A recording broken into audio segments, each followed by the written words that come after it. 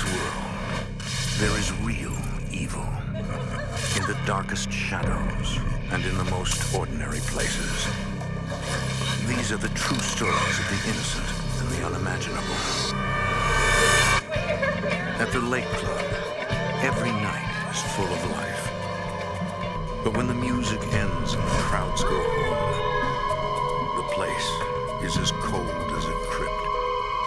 An angry ghost stalks the employees and warns that one of them is about to die. Between the world we see and the things we fear, there are doors. When they are opened, nightmares become reality.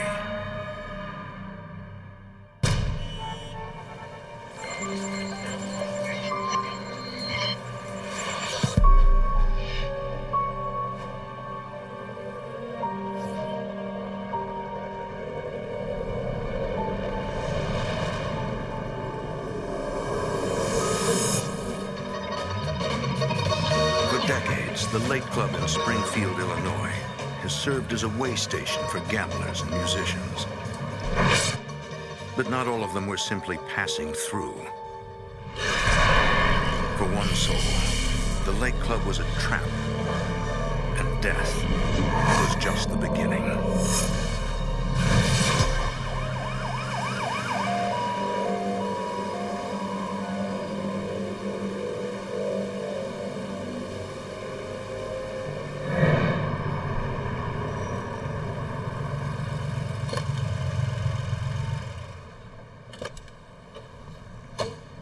In the summer of 1974, Lake Club owners Philip Dean and Tony Barbato show the club to a prospective renter named Bill Carmine. Hey, Bill, nice to meet you.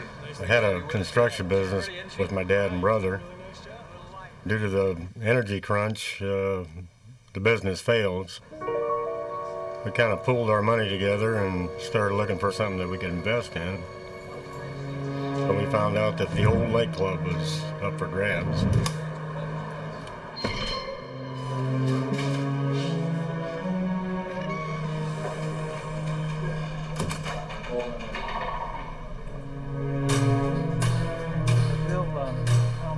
This or not, but you know, we've had some outstanding entertainment here. Ella Fitzgerald. The place first opened in 1941. Here, legendary musicians like Nat King Cole and Ella Fitzgerald played to crowds of up to 1,200 guests. The club has been closed for the past 6 years, but the owners have taken good care of their property. All right, Bill, take care. All right, call me later. I will. Sure. Walk around. The whole place is ready to go. I mean, turn on the lights when you come in. The glasses were all there. The chairs were all there. It was almost like a turnkey walk in and open up. Show you the rest of the place. All Bill needs to reopen the nightclub is a liquor license and a band.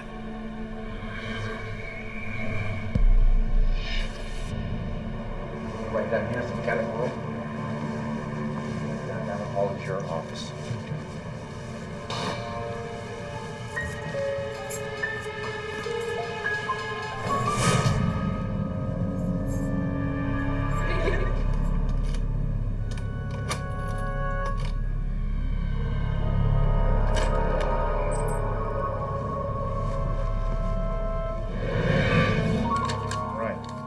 Philip Dean finalizes the deal in a back office. There you go. Yes, sir. Bill notices a hole in the ceiling. What do you got here? What is that? What's that there? A water leak or something? Dusty, you can fix that, can't you? Yeah, that would be good as new, no problem. A couple days, good as new. Dean quickly reassures him that the caretaker, Dusty, will fix the You problem. got 6 years, right?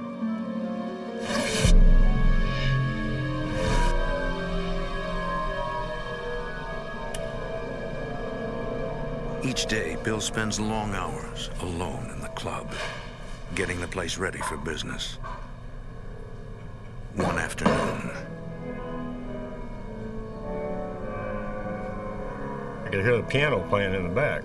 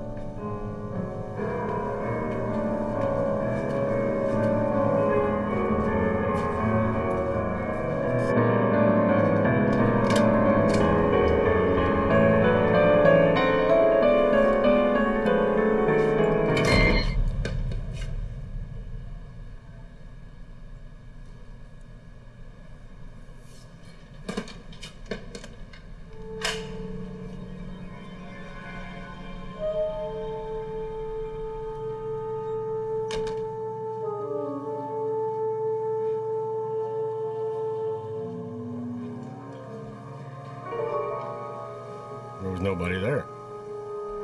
I know I heard that piano.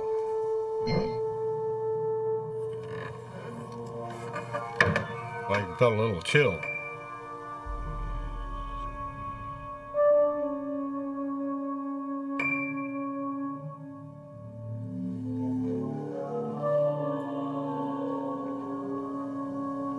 It was like if you're walking down a dark street sometime and a dog runs out at you all and barks, you know, you get that hair on the back of your neck and you feel needles all over your body. Is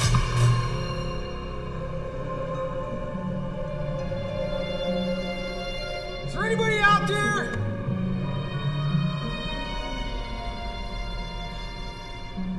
Bill searches the building, but finds no one.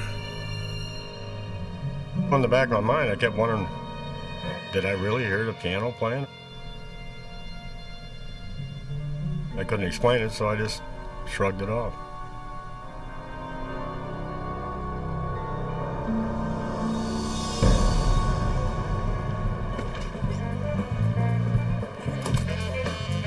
In the fall of 1974, the Lake Club opens under the management of Bill Carmine. When the word finally got out and we opened the doors that night, we were just completely overwhelmed. They drank us out of beer, we were out of booze, we ran out of ice. We made it through the first night, and got a little better prepared for the second night.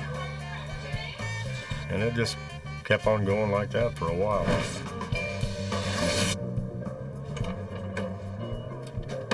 Bill quickly realizes that he can't run the club by himself.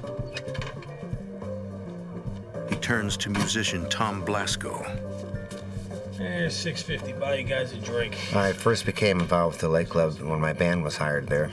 And I met one of the owners, and we became friends. So you do such a good job. I know you got... We got a rapport going with each other. I asked him if he wanted to invest.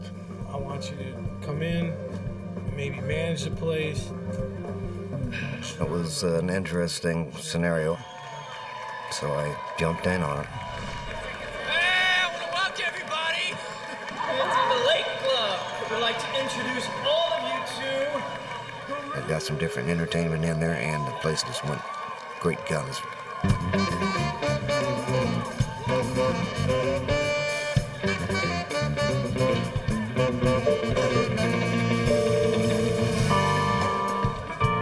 I thought it was great.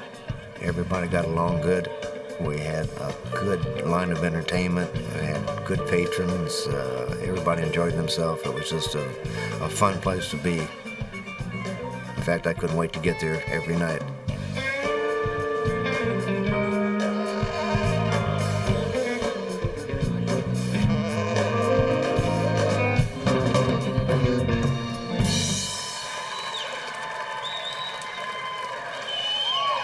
Thank you, guys. surprised.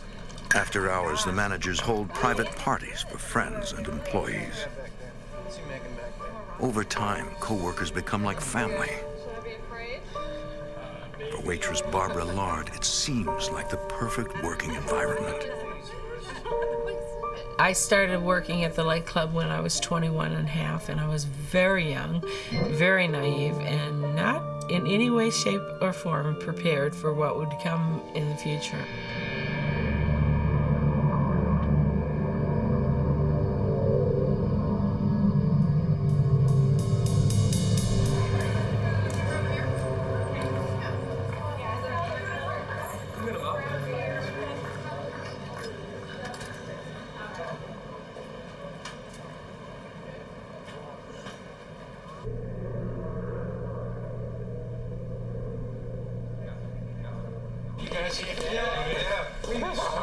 Did you see that one girl out front?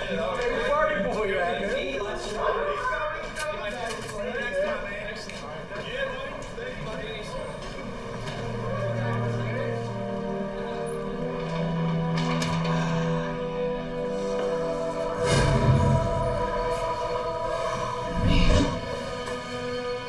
I was just suddenly surrounded by this cold chill. It was a drafty cold, and it would just go right through you, just engulf your whole body. Tom assumes that he's neglected to turn off one of the air conditioning units in the basement.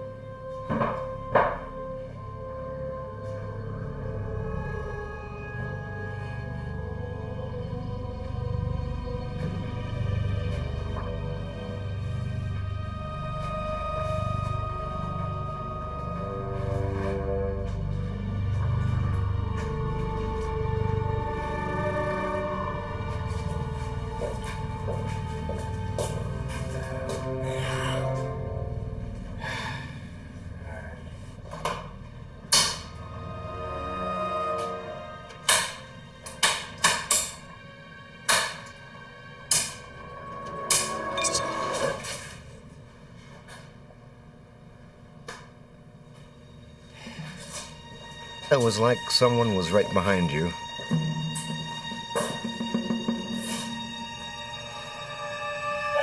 Just very frightening, very frightening.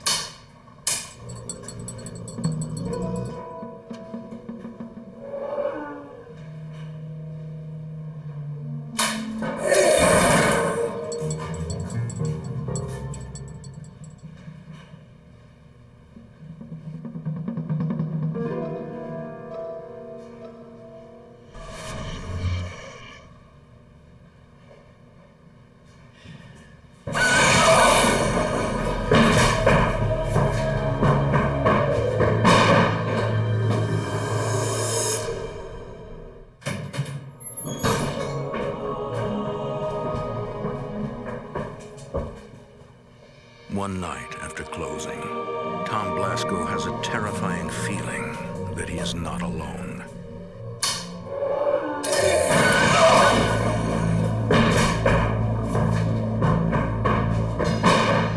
And I became extremely scared.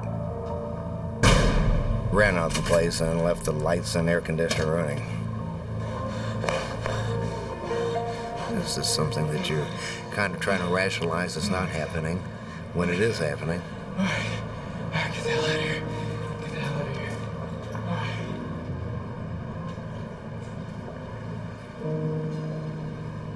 Tom decides not to tell anyone about the experience.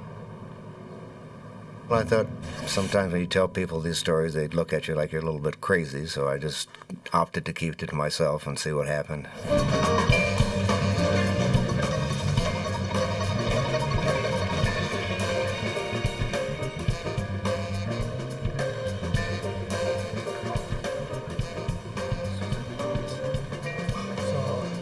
Later, Bill tells Tom that he's had some strange experiences inside the club. was no one Are in you the sure you didn't see anybody? There was no one in there. I walked in there, the piano cover was down. I walked around all over the place. There's nobody there, man. Well, I think the scariest thing was the unknown part about it. You didn't know what was happening or who it was or what it was. You can't let anybody know about this. All right? It could be bad for business.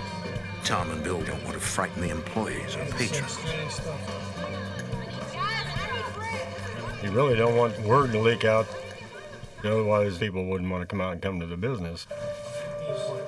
For weeks, Tom and Bill don't experience anything unusual. Anytime, you gotta do me a favor. Yeah, what? I got a real important meeting, if you know what I mean. Can you do me a favor? Can you finish doing the money, the credit card receipts, the books, and all that? Yeah, no problem. All right, man. I'll see you tomorrow. One night, after business hours,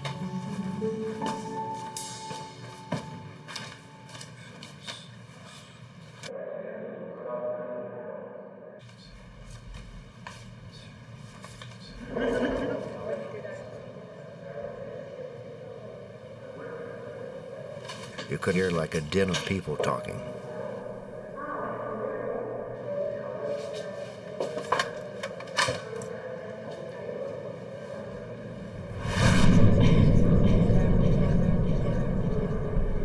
You couldn't make out what they were saying, but you could hear a conversation going on. I started carrying a rosary because being a Catholic, I thought that would protect me against any evil or bad things that were going on there.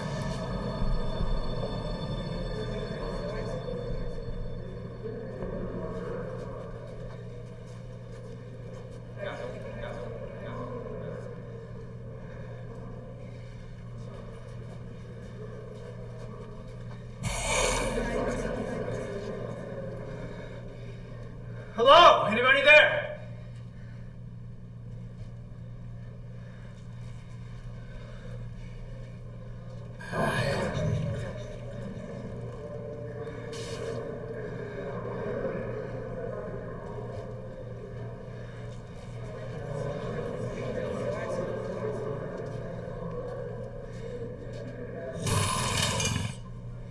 Anybody in here?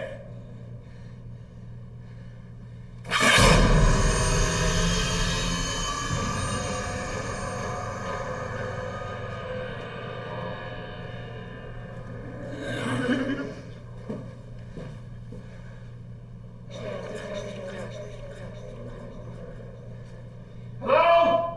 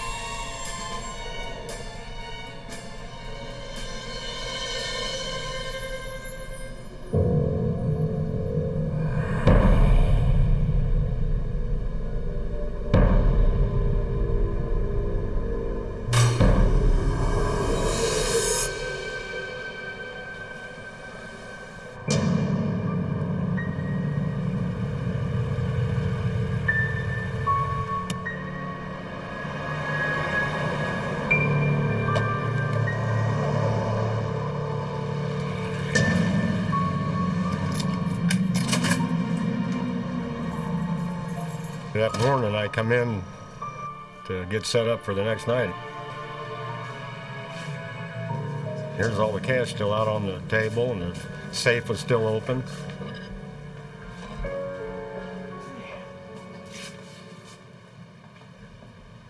Oh, chills. Sorry. Smacked the hell out of me. What's going on? What happened in here? Look, I've been in here last night. I know what it looks like, but look, something really crazy happened last night. What is it? I walked down the hall and I was looking everywhere for something. I couldn't see anybody. Nobody was around. And somebody was there. He said it just scared the hell out of him. He said he didn't really remember running out of there and leaving the money. He just knew he wanted to get out of there.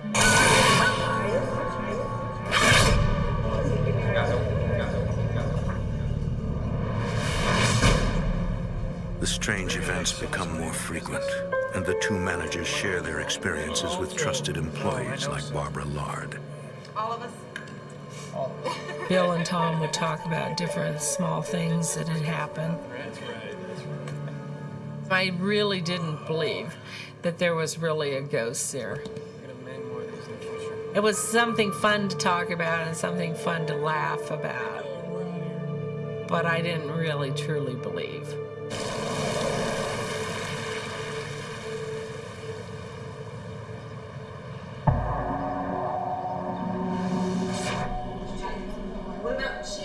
One day before the club opens for business,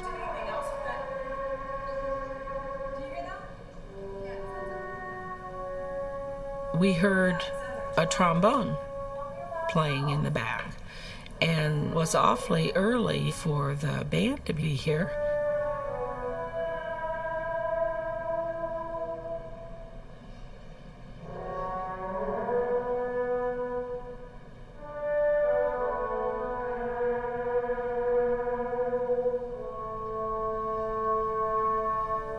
I didn't hear anybody come through.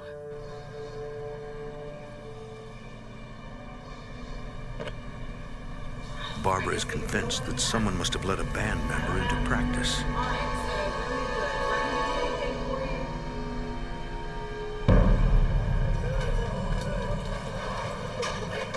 A few hours later,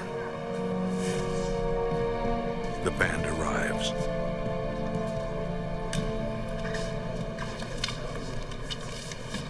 Hey, you.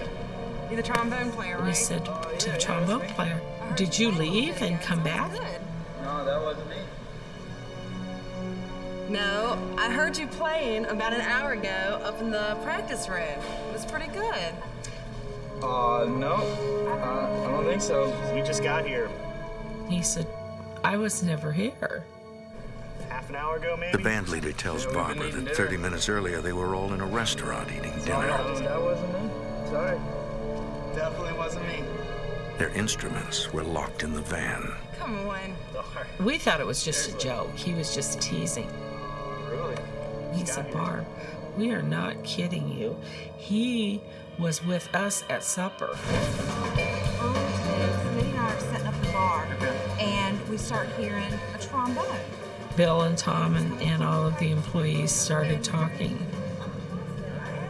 Maybe there was something more going on here because we've got all these weird happenings. People were scared. The employees, the people that came in didn't really know anything that was going on. But the employees who worked there, they were scared.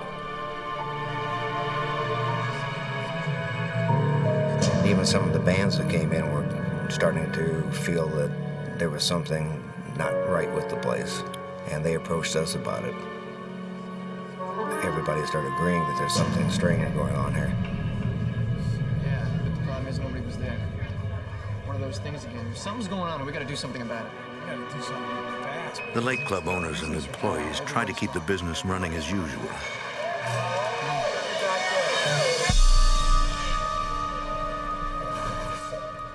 You got a nice place in here, man. Yeah, thank you. You book a lot of bands. Yeah, we're doing pretty well. One morning, Yeah, we're doing really well. a salesman visits the club. So I guess you're pretty busy then. So what I've got here is an automatic check writing machine. I figured, well, okay, I'm gonna let him do his spiel, tell him no. Here, it's very simple. Everything's documented as checks are written. You don't have to worry about finding your checkbook, balance, and all of that. Your managers can write the checks, and it really makes things a lot simpler. You don't have to worry about the bookkeeping later. And it really simplifies life. It makes your business run much smoother, easier. Your bookkeeper knows.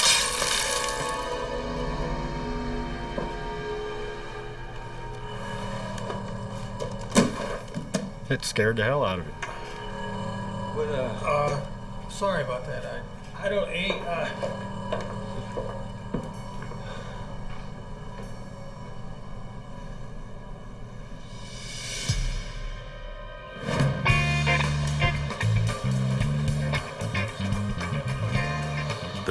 violence of this latest event convinces Bill that he cannot ignore what's been happening.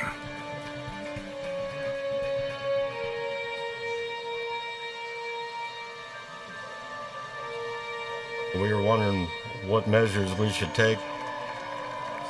You can't close the doors on the business because we got a problem there. So we were kind of between a rock and a hard spot.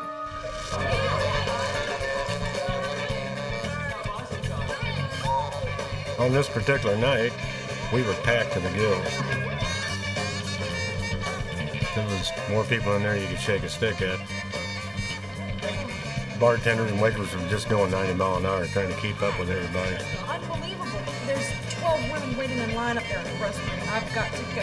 Well, just go in my office. Here, Yeah. go on. It's open. Just go ahead and use it. Oh, If it's not open, come see me. I got Okay, you. thanks. When I went back to the office, it was very, very uncomfortable.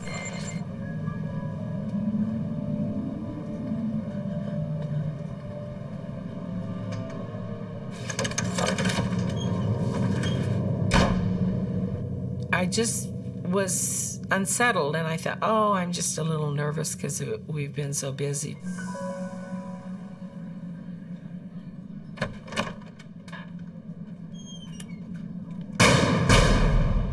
One of the owners.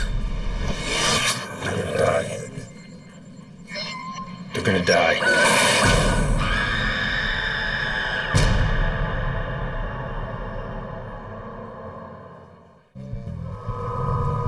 At the Lake Club,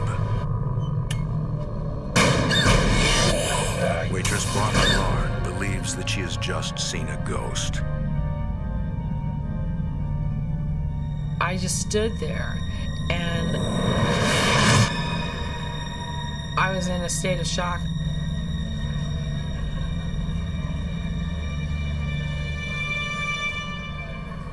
Barbara, what's wrong? She was just in terror. And I'm like, Barbara, what's the matter? I can't tell you. She was just panicky. And I told her, I said, well, go back in the office and sit down. Well, I'm not going back there. I'm never going back there again. I told her, go ahead and take the rest of the night off. She was in total terror. And I'd never seen her like that before.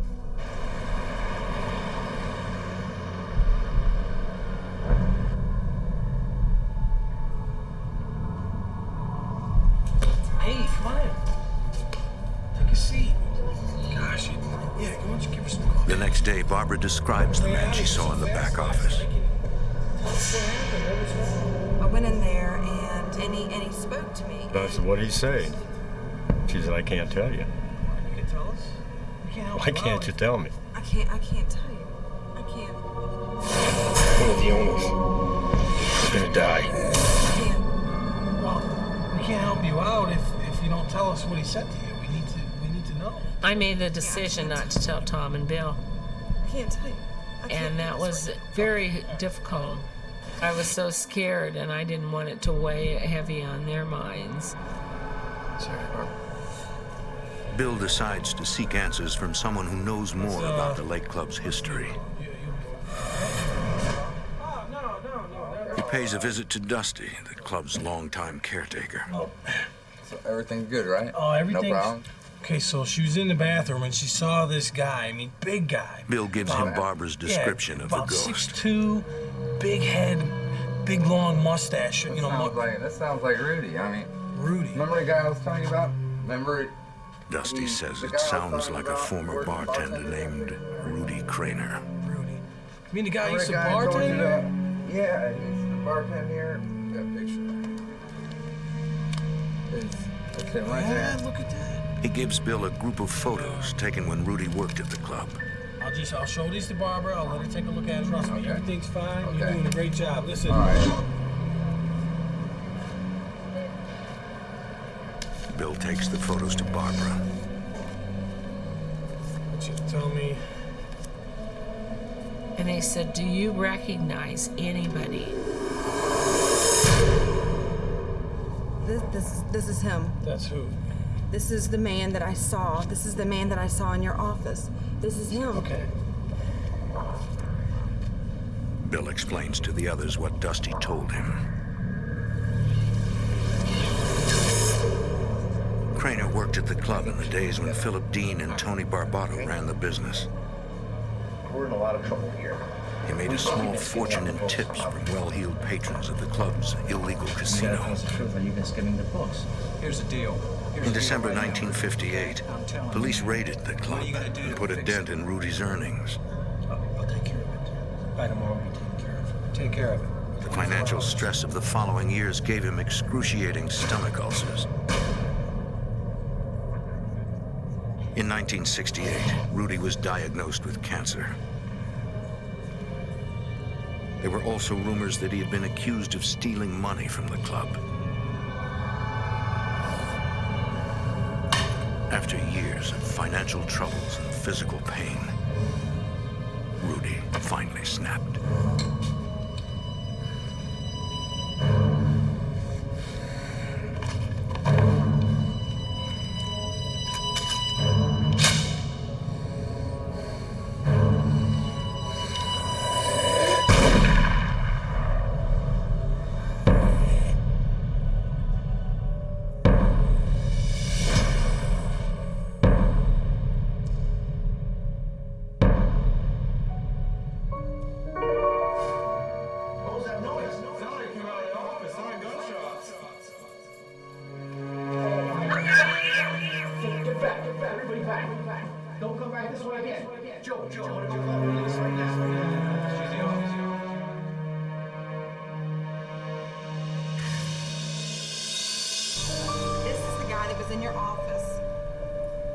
Dusty said that Rudy Craner was a Catholic.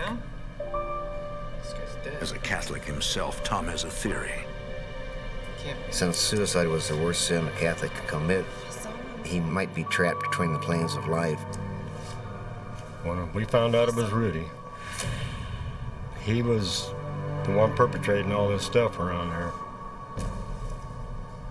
And he was getting violent. It scared me and Tom even more.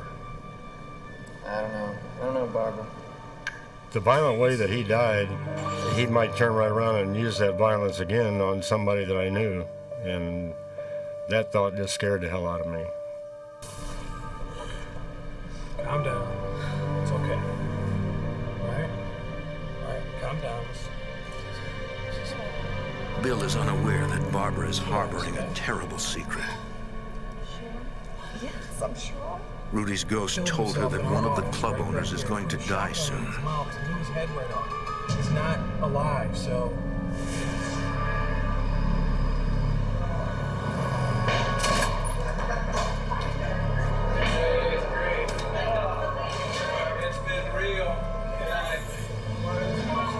Carrying the secret of knowing that something was going to happen really affected me.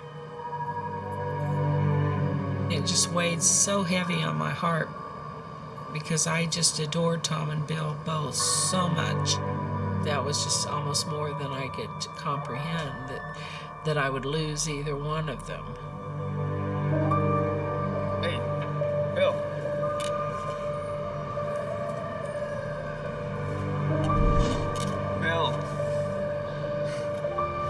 Bill.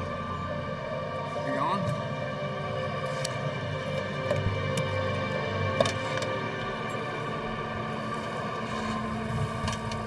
For the two ambitious business owners, the future looks grim.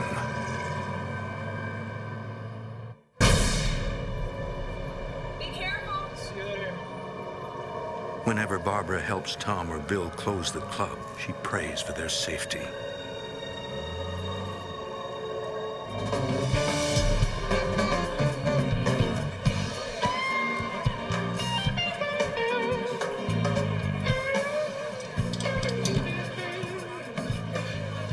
In the middle of a busy weekend night,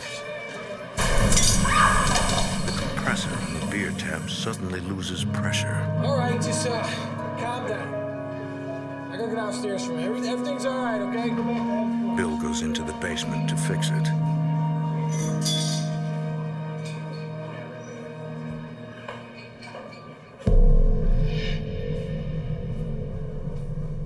I went to go down and give it a swift kick to get it working. And when I went down, the lights were all off down there.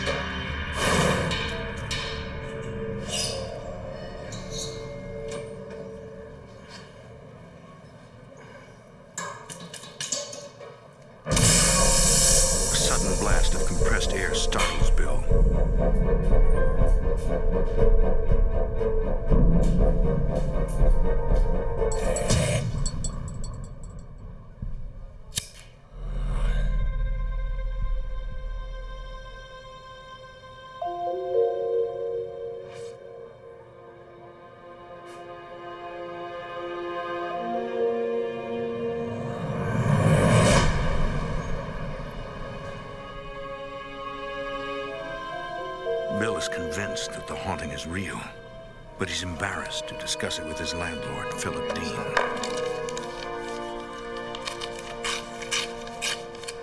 There you go, my friend. Thank you. All right. Okay. See you later. Good night. Yeah, I'll come by tomorrow again, okay? Good night, guys. Thank you.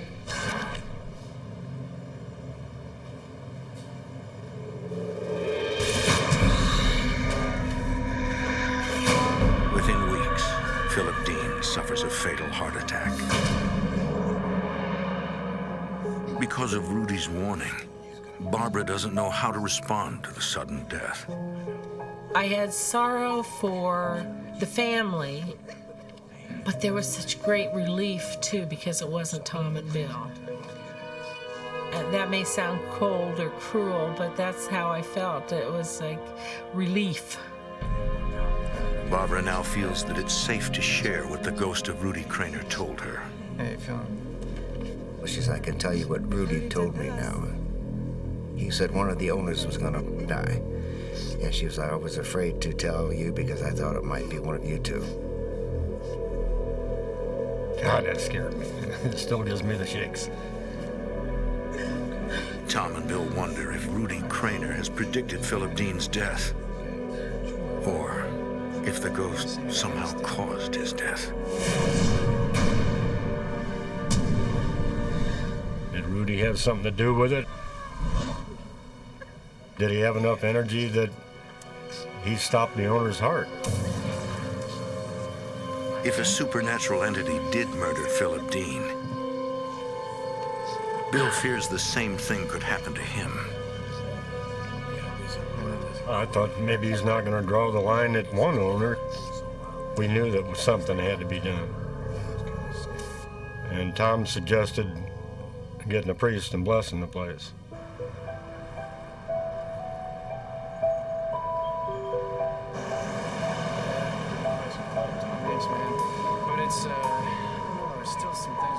Tom asks an old high school classmate, Gary Dilly, for help. Dilly is a Roman Catholic priest. It's good business. Tom asks him if he thinks an evil spirit could be haunting the club. I believe there's a spiritual realm we don't understand.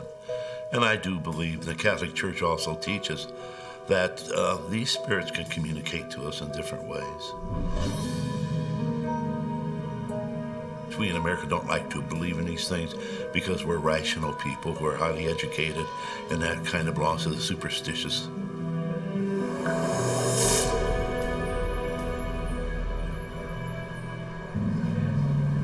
But I think it's far from superstitious. I think there's a reality there.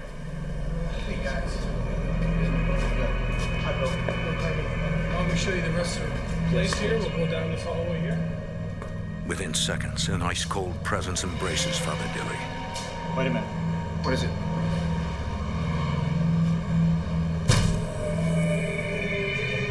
You could feel expectations. And it felt like someone had left a door open to a walk-in freezer. He says, you certainly have something here.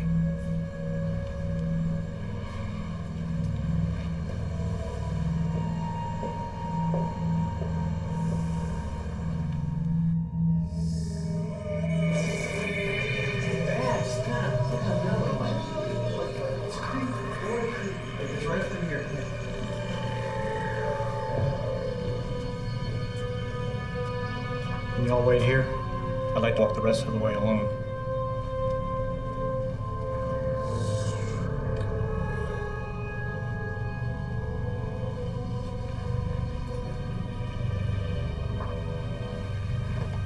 I started walking through the whole place on my own.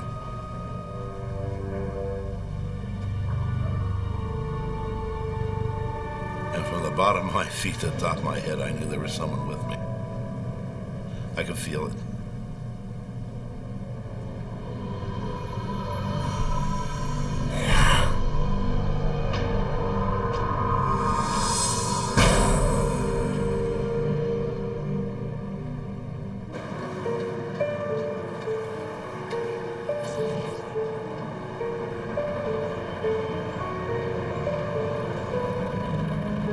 Father Gary Dilly returns to the Lake Club with 2 colleagues to perform a blessing, hoping to put the spirit of Rudy Craner to rest.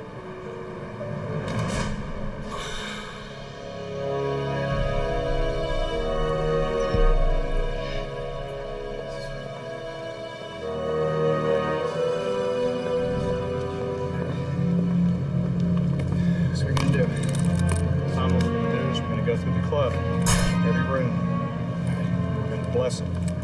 That way, make sure we capture the spirit. Send him into the arms of the Lord. See what you guys say. Father, would you lead us? I sure will. Saint Michael, the Archangel, defend us in the day of battle. Saint Michael, the Archangel, protect us, defend us in the day of battle. Protect us, defend us in the day of battle. The prayer that I used was a simple form of St. Michael the Archangel prayer. We believe that St. Michael and Lucifer battled, and we believe St. Michael is a powerful source for us.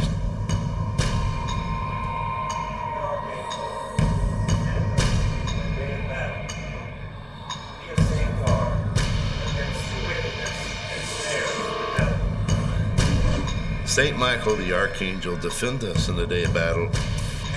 Be our safeguard against the wickedness and snares of the devil. May God rebuke him, we humbly pray. And do thou, O Prince of the heavenly host, by the power of God, cast into hell Satan and all the other evil spirits who prowl through the world seeking the ruin of souls. Die.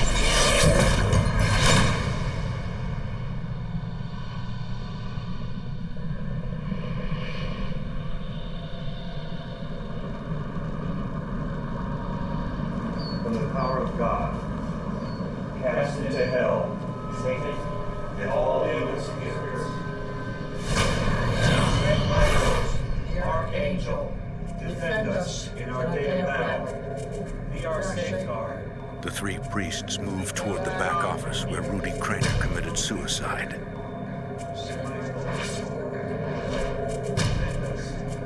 This is potentially the most dangerous area in the building.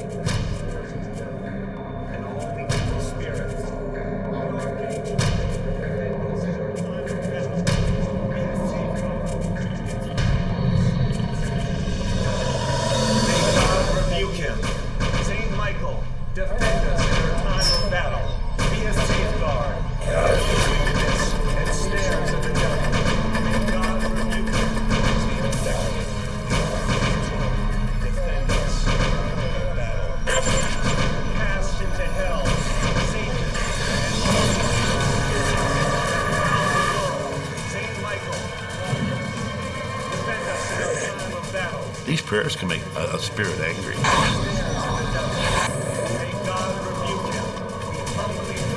And when they get angry, you don't know what they're going to do. Father Dilly knows that angry spirits can sometimes take possession of the living. They can attach onto a person that's in the room and try to invade their body and take them over.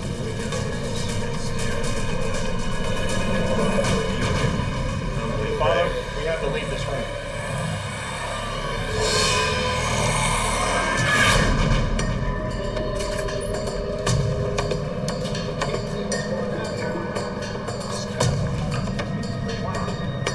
So he said, now that we've blessed the place, let's get way back away from the building.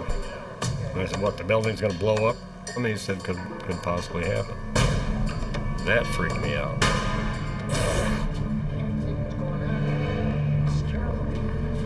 Father, we should pray.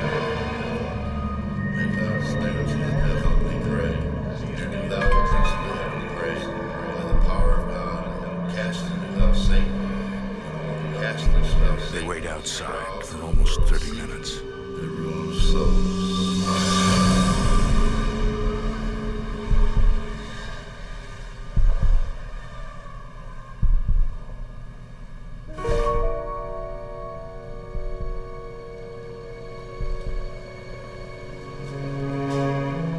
When they go back in, something has changed.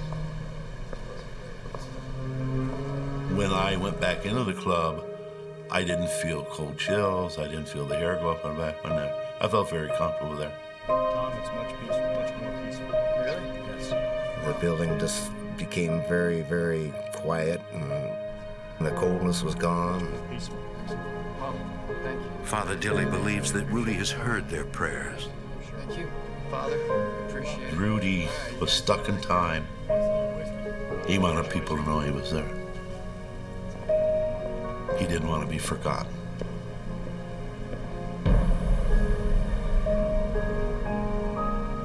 And I think that through our prayers, he was able to let go of this earth and go where he was supposed to be. The blessing puts an end to the paranormal activity. But the popularity of the club begins to wane. We made it for about another 6 months, and then we closed it down. Man, not the thing I thought would be in big bright lights. After the blessing, I felt much more at peace.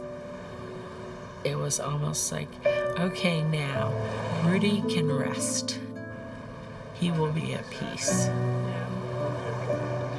It changed my belief that there is an afterlife. Certainly we don't know about it, and sometimes you don't think about it, but there is something that goes on after we die with what's ever left of us. Let you stay upstairs, okay? Y'all take care, you know. Before all this happened, I never believed in a ghost. But I'm a believer now. And I don't care what people say. I know it happened.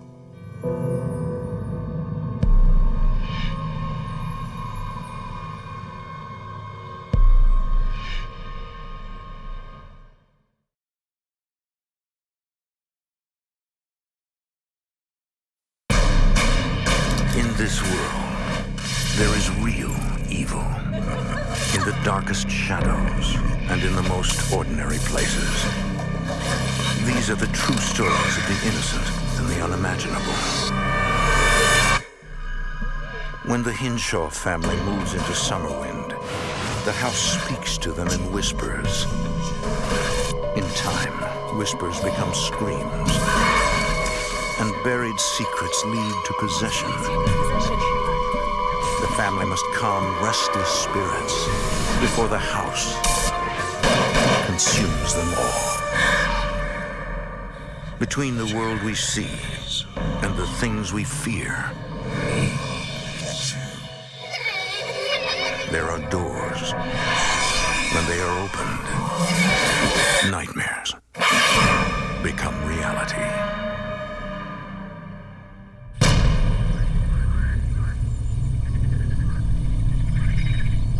On the shores of West Bay Lake, Wisconsin, there stood an old mansion, a chamber for restless souls.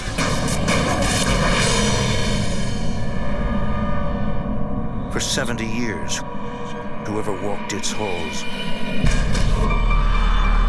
walked side by side with the dead.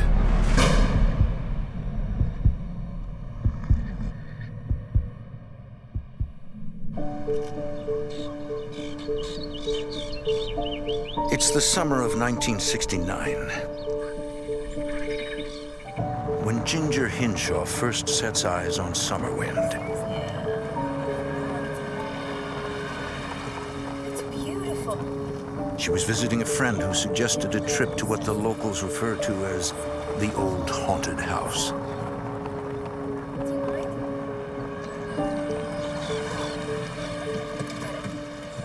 The mansion had remained vacant for 40 years, home only to bats and the wind. I fell in love with the house immediately. Had to have it. Absolutely wanted that house in the worst way. Felt sorry for the house. Really, really sorry. Ginger is the mother of 4 young children. She has recently remarried. Having moved many times before, she envisions Summerwind to be the last home her family will ever need. I thought it had great potential on a beautiful site. But everybody kept saying that's the haunted house. And I said, well, fine, then I'm living in the haunted house.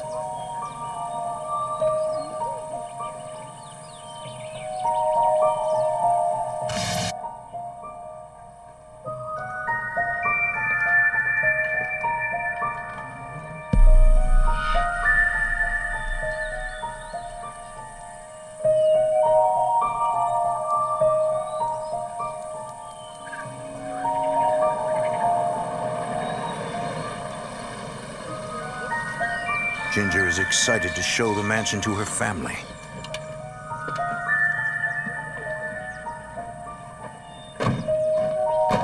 Her husband, Arnold, owns a construction business and immediately sees the potential of the sprawling estate.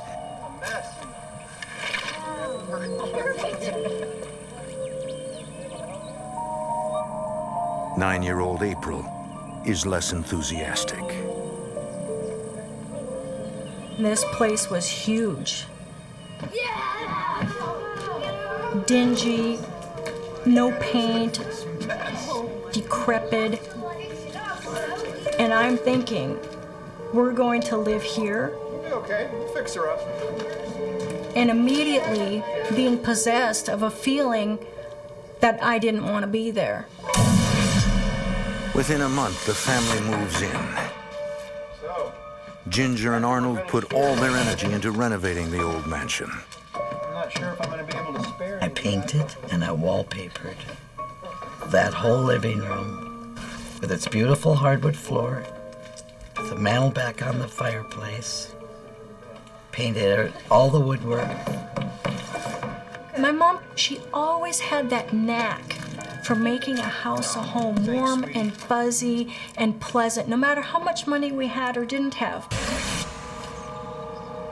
Arnold and Ginger try to find local workers to help with the large tasks. Good. Is there any chance I can get you to bring it up to the house? Nobody wanted to work there. People would drop off parts that we bought. Thanks. They wouldn't even drive in the driveway. They'd leave it there. And then you ask people to come and, check this sewer out or find out where the septic is or do any of that. Nope, nobody will come. As soon as you told them where you lived, you dared to mention that, they would not come.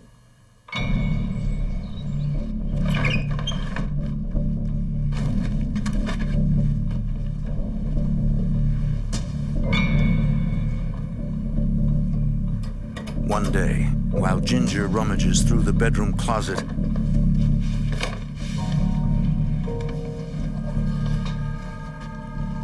she discovers the original blueprints for Summerwind.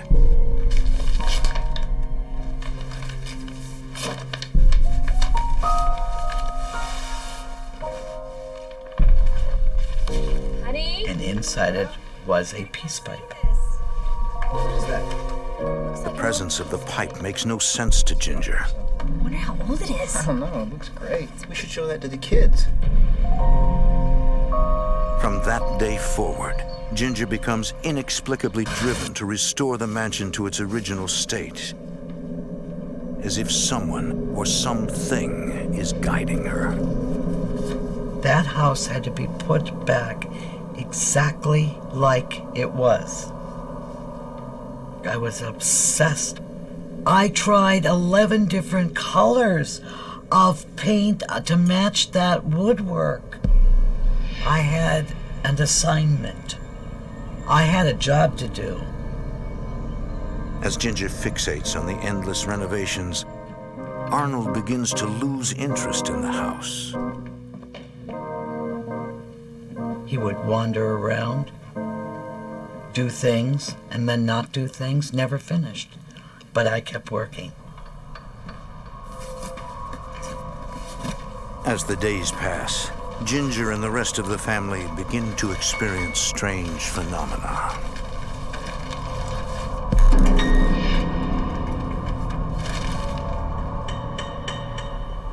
The chairs would move.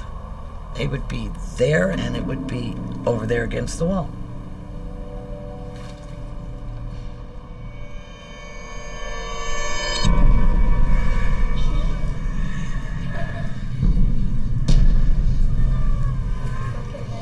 No matter what room, what area of the house you were in, you were watched.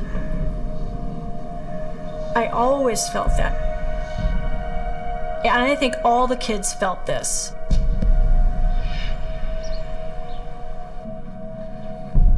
Ginger often has the feeling that she is not alone.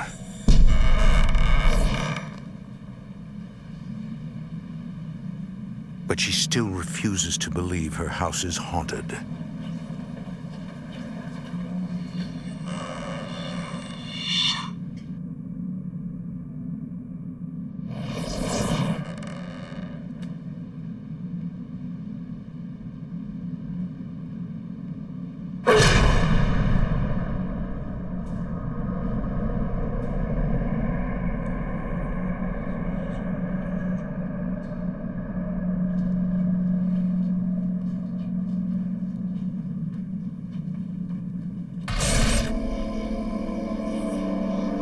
Weeks pass.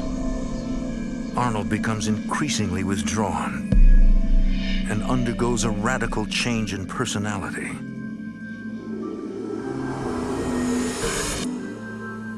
So he doesn't go to work. And he sits and plays this organ. Daily, nightly. Sleeps all day, stays up all night.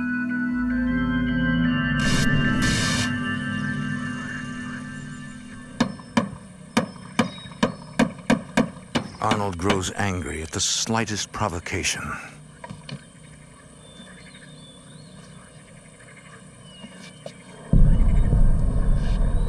Girls, which one of you took my hammer? We didn't take it. Well, if you didn't take it, what did it just walk off by itself? One of you took it. Now, where's my hammer? What are you doing? Trying to drive me crazy? You took my hammer!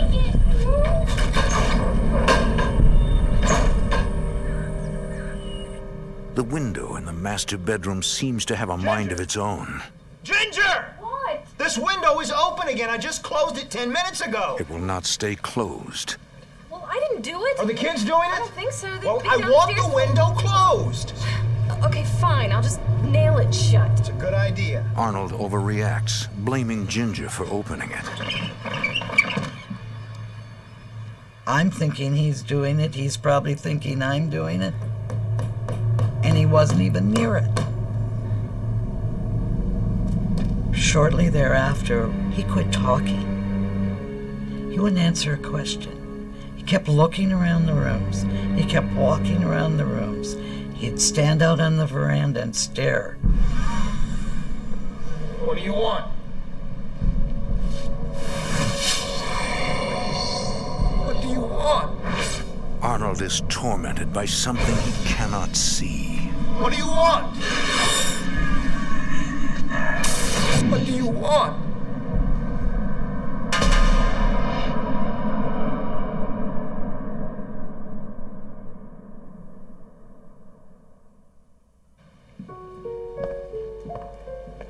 One day, while Ginger is alone in the house,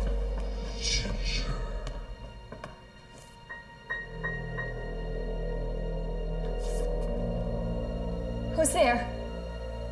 And it was a male voice, a very deep, strong voice. There's nobody there. So I started up the stairs again.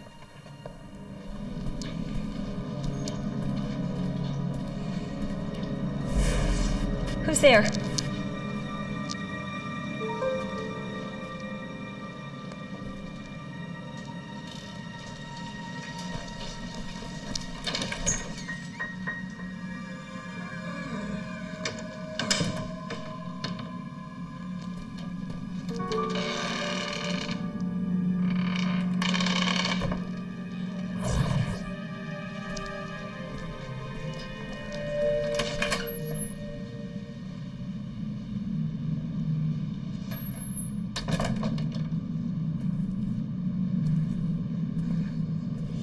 Who's there?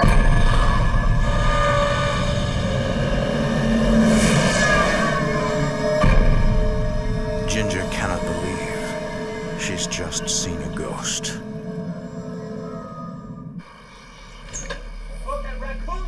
Within weeks of moving to Summerwind, something has mysteriously transformed Arnold from a loving husband and father into an insanely angry man. I want you to find that raccoon right now! If you did anything to make him mad, you bared the brunt of his anger.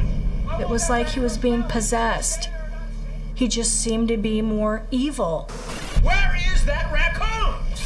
One day, the children's pet raccoon escapes, launching Arnold into a furious rage. Well, I'm sure it was a mistake. The children were terrified. He was just out of it. I'm not going out of the house. Yes, they are. They're going out in the woods and find that raccoon right now. Nobody sleeps tonight until that The man Ginger fell in love with has disappeared, seemingly overnight. And he killed the raccoon as a punishment to my sister. That's how evil he was.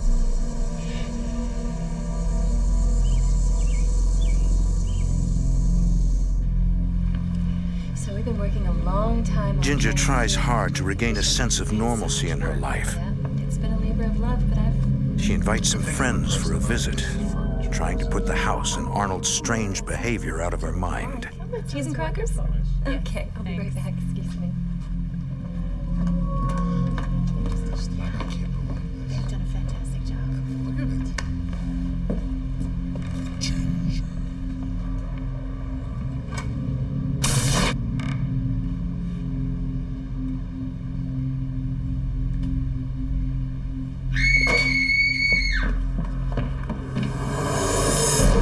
Ginger's guests flee when they see a ghostly form.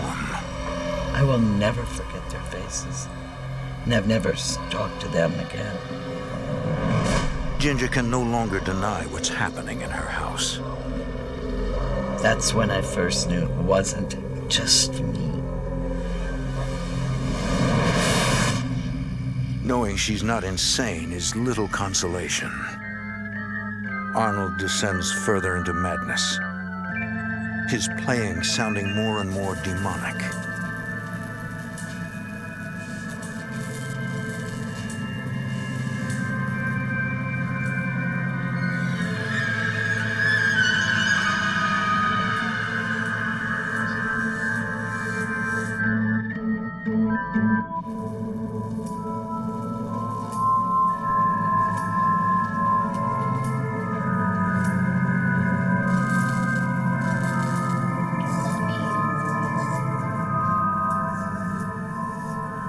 It just seemed to possess him.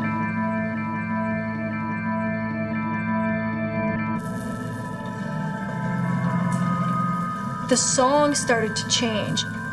The song started to be more evil. evil.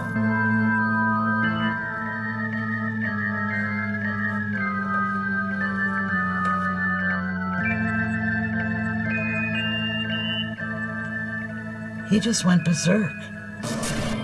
Totally lost it. Lost the business, lost himself, lost it all.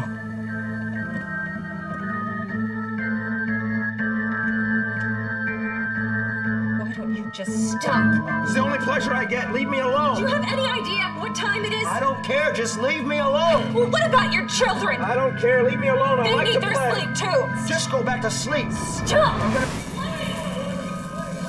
April and her sister blame the house for Arnold's insanity. They reach a point of desperation.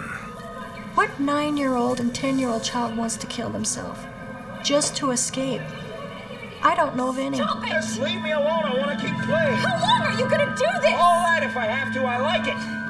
I knew my mom loved us, and I knew she was struggling, and I knew my stepdad hated us and hated her. He didn't before. And he cared for us before. He didn't there.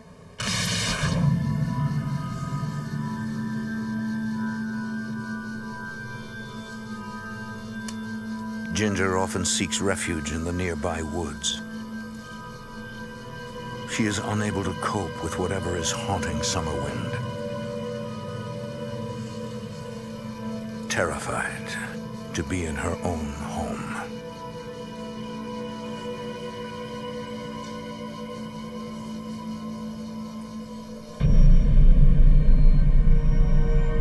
As winter approaches, life at Summerwind is nearing a crisis. Our bedrooms weren't warm, so we'd have to haul all our mattresses down to the living room by the fireplace and our blankets and sleep everybody in the living room just to stay warm. Arnold has stopped speaking to everyone in the family. He's lost his business, we're losing money, and we're going down the drain. Both the heat and electricity are shut off when bills go unpaid. A broken pump forces the family to carry water from the lake. You start to set your life to what's a priority. How valuable is the furniture versus warmth and survival?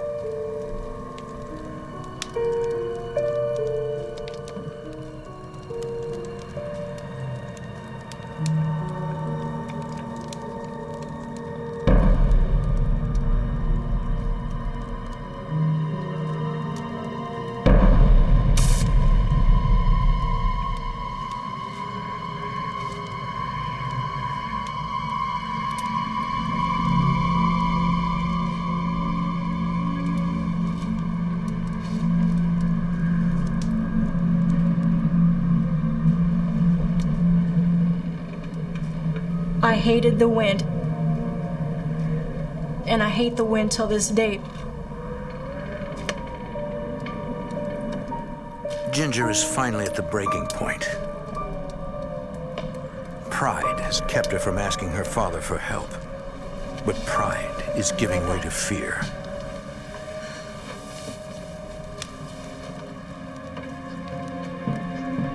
She walks to a neighbor's house and makes the call. Bring the camper, come and get me. I can't do this anymore.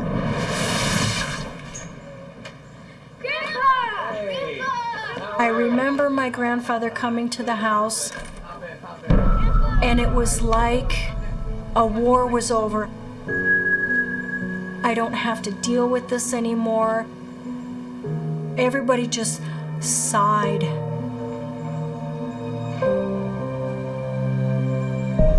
Arnold stays behind. He'll leave Summerwind the next day. But for Ginger, this is goodbye. Whatever chances they might have had together were destroyed by the mansion. The family never hears from him again.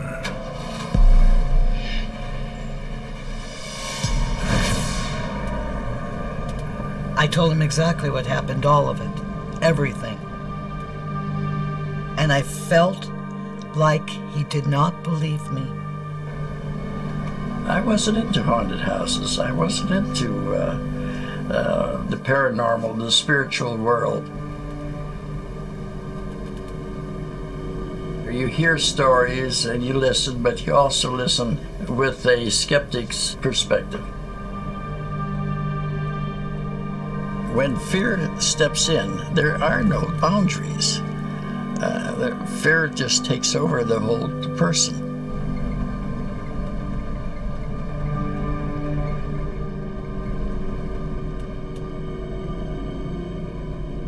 Ginger hopes that Summerwind is finally out of her life. Little does she know, she's about to pass the torch to her father.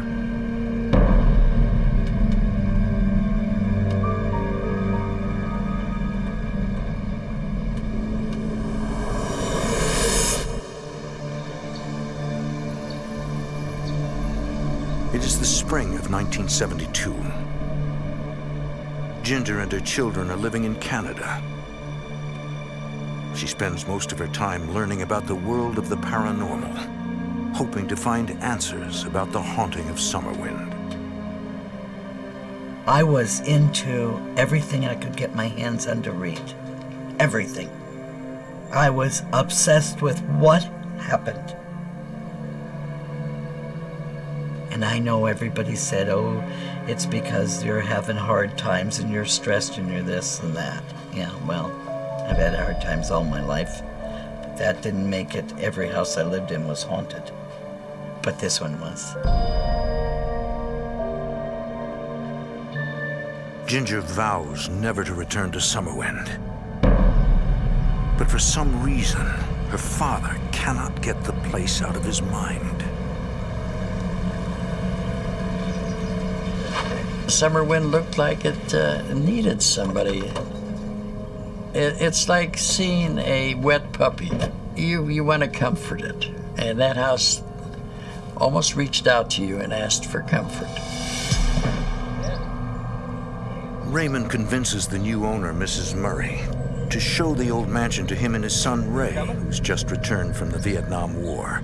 No, this is as She far as I repurchased go. the house from Ginger and often brings people to the property, but never goes inside. Ray was recently discharged from duty and is looking for a project to occupy his time. Like his father, he is instantly drawn to the house. Architecturally, it didn't fall into any known design that I had ever seen before. It was like a mixture of all different architectural styles. But just the condition that it appeared in and the way it sat in the clearing, it just seemed to say, help me. You looked at it and said, boy, I could do something with this. This could be really, really something nice. Let's take a look inside. Whew. A little fixer-upper, but I think we can. Yeah. Both father and son envision converting the mansion into a hotel and restaurant. Wow. Look at this place. Yeah. The place has been ravaged by vandals and bad weather. I think we can do something with it. I think we found exactly what we're looking for. But this does not dampen their enthusiasm. This can be... We were both pretty experienced in, the basic renovation stuff. My dad is a pretty good carpenter, and I do a lot of plastering and stuff like that. Yeah. What did she say? What happened?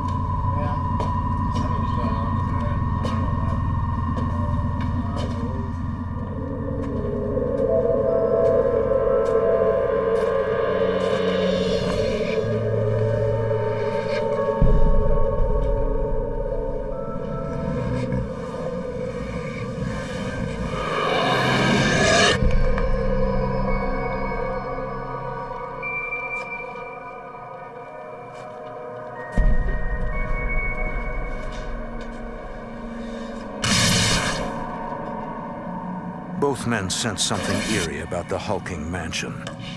Hey. There's a mysterious chill in the air. I think we got it made. something else. Nevertheless, Raymond decides to buy it. Don't worry about it. He will soon discover he's purchased much more than an old house.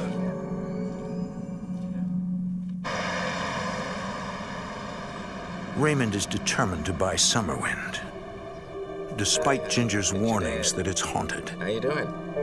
He tries to break the news to her gently. We just got back from the Northwoods. Dad, no, you didn't. You can't buy that place. Are you crazy? Don't you remember what happened there?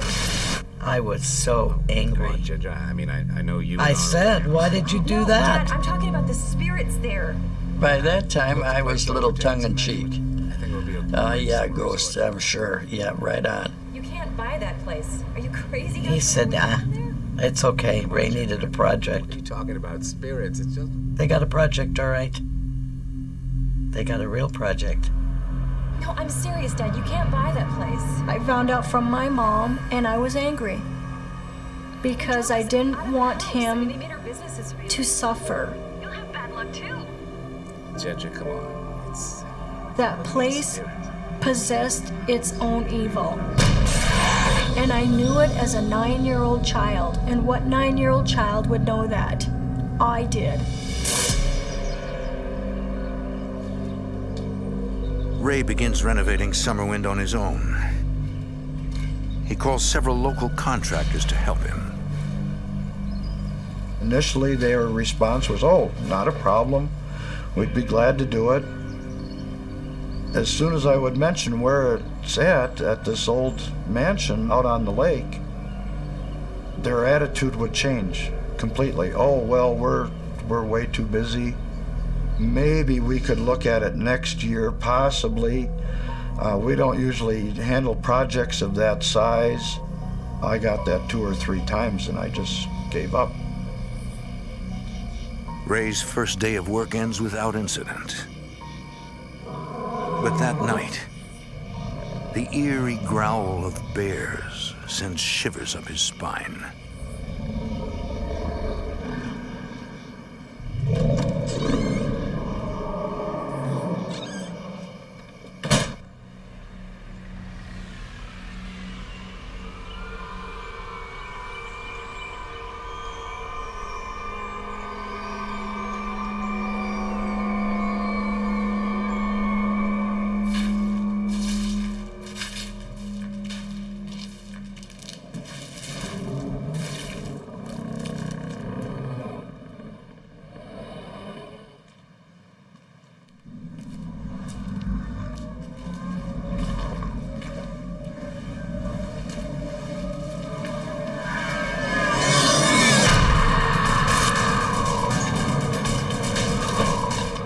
Something frightens Ray so profoundly, he cannot speak about it to anyone.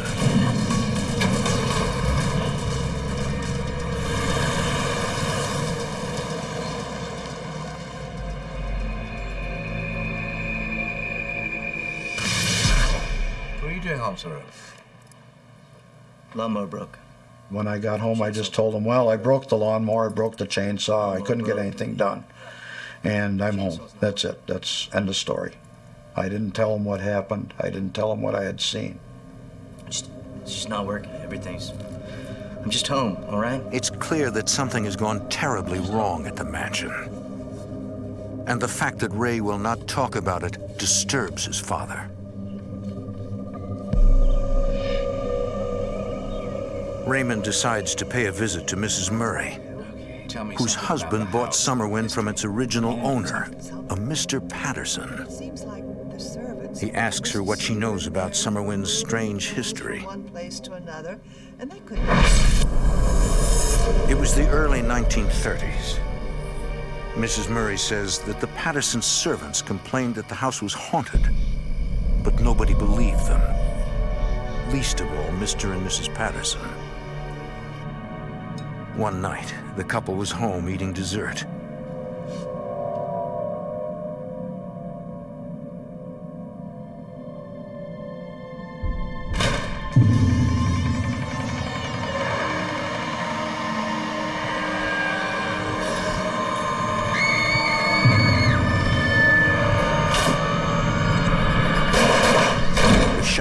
passed through the entity without any effect. Mr. Patterson and his wife left that very night and never returned.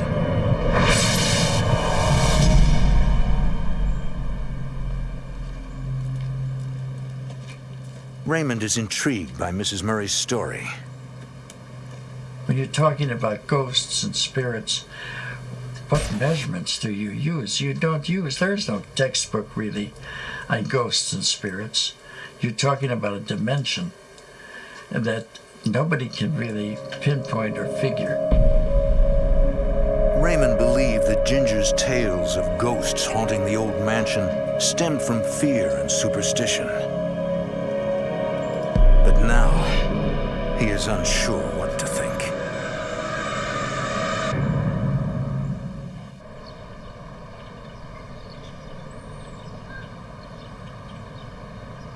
Ginger visits her father, hoping to convince him to abandon his plans for Summerwind. Okay, look, let's look this over. This is what I have to sign.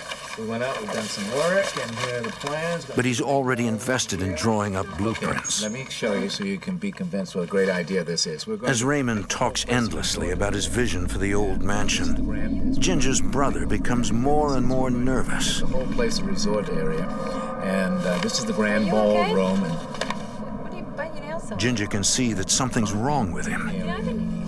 She tells him she's been studying hypnosis and that perhaps she can help him with his nail biting. You're kidding. All right, get over. No, serious. I mean, I don't know. Good, just humor it. Just get it done. Ray agrees to give it a try. My sister held up a pen in front of me and told me to concentrate on it. Focus on this pen. Just look at it, or? As soon as I started getting a little bit droopy, she put me into like a half asleep state, and the next thing I knew, I was asleep.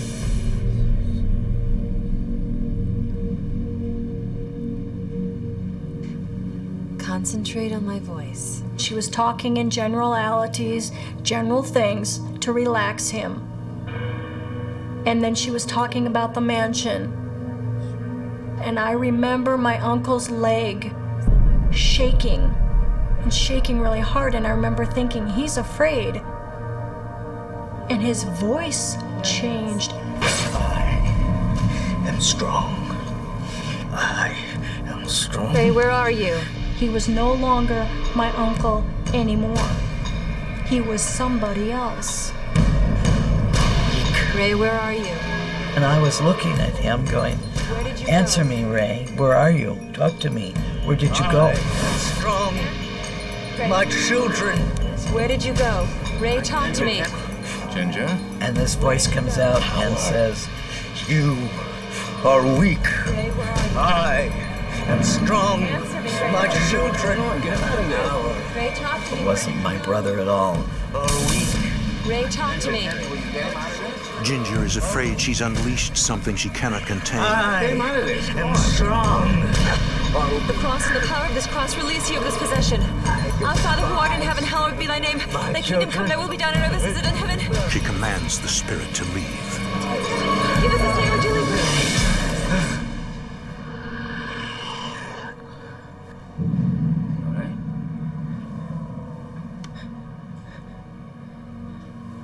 You all right, Ray? I felt just a slight bit of a headache, but everybody in the room around me was in shock. Granting you the power or something. What was going on? Don't you remember? No. What happened? My father was probably the ultimate skeptic. He tried to dismiss it all as overactive imaginations. We recorded it, man. Play it back.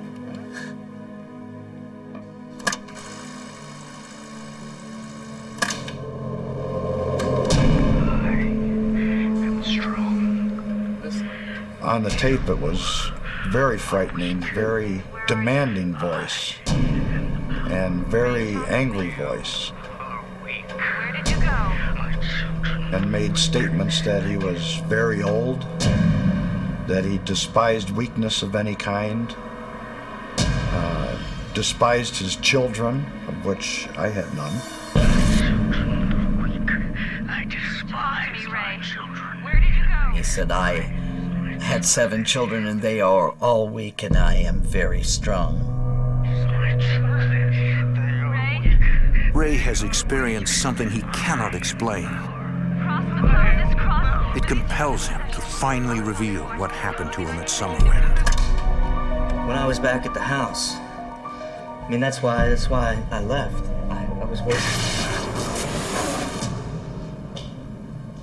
I was upstairs in the hallway. I was totally alone. There was nobody around.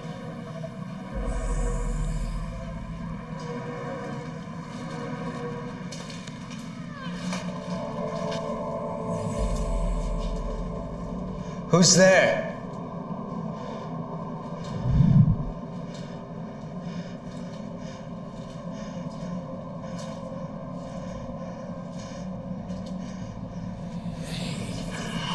Hello? Hello?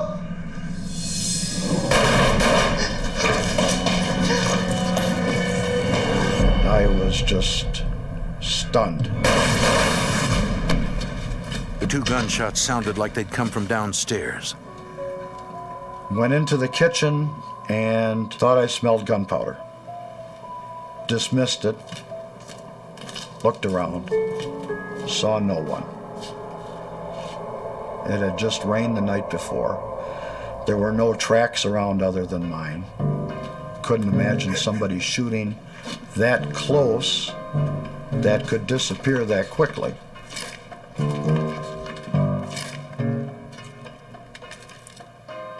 At the door leading to the basement, I noticed 2 holes.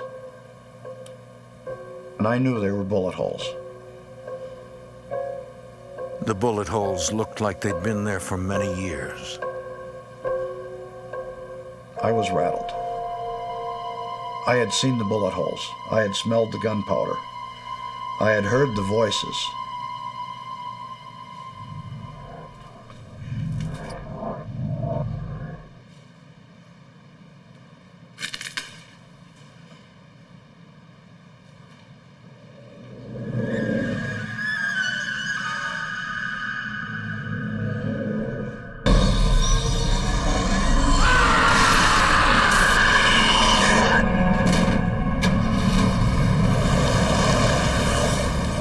The entire experience leaves Ray shaken. I was the kind of person, I didn't believe in ghosts. I didn't believe in the spirit world. I thought that was all hogwash. That was good Hollywood stuff. Everybody likes a good ghost story. But actually having one happen, I didn't know exactly what was going on.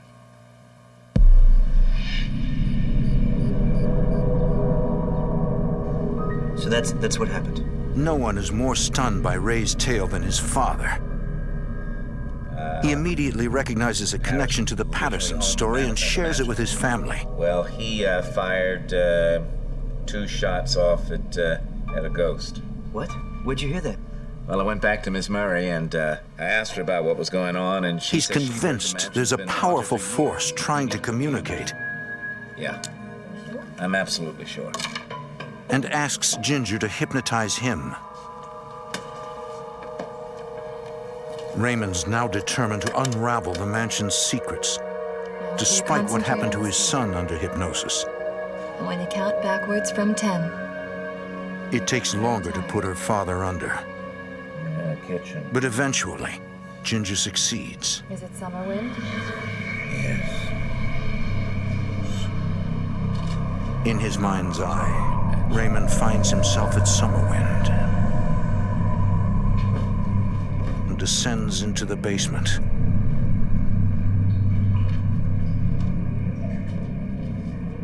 Concentrate on the sound of my voice. Something in there. A box, a wooden box or something. What's inside the box? Can you get the box? What's inside the box? I want you to write what's inside the box.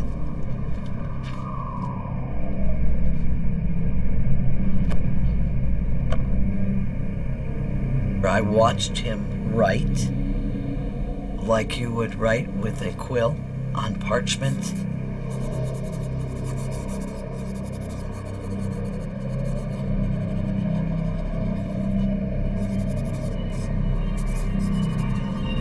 Raymond finds a land grant written in 1767.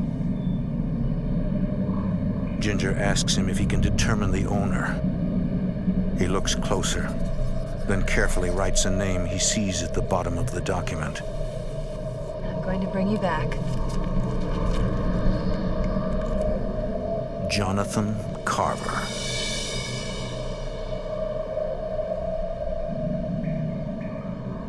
Okay, I'm going to bring you back now.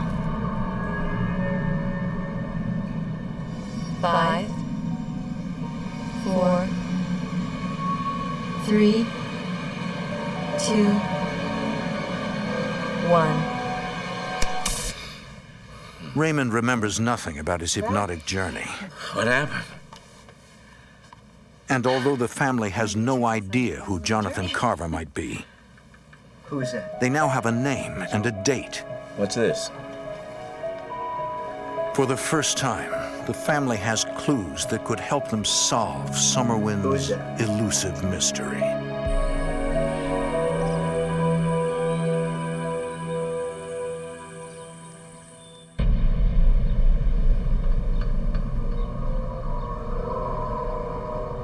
Raymond begins to research the name Jonathan Carver at the public library.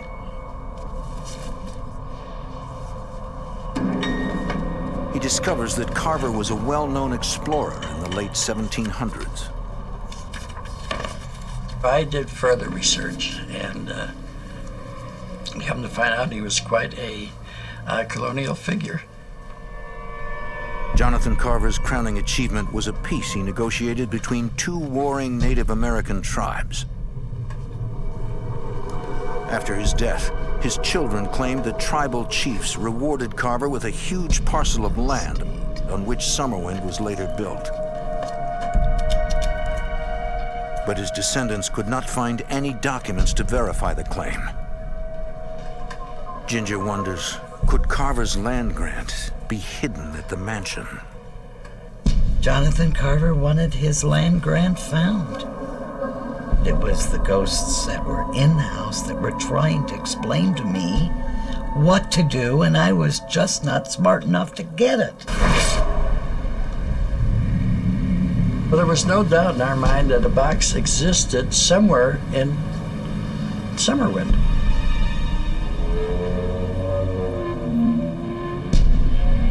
We all were convinced that the box must be there. It had to be.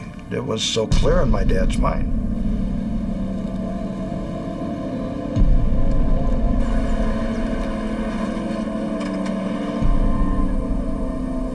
I was fearful. I was fearful we were walking in an area that we had no control over.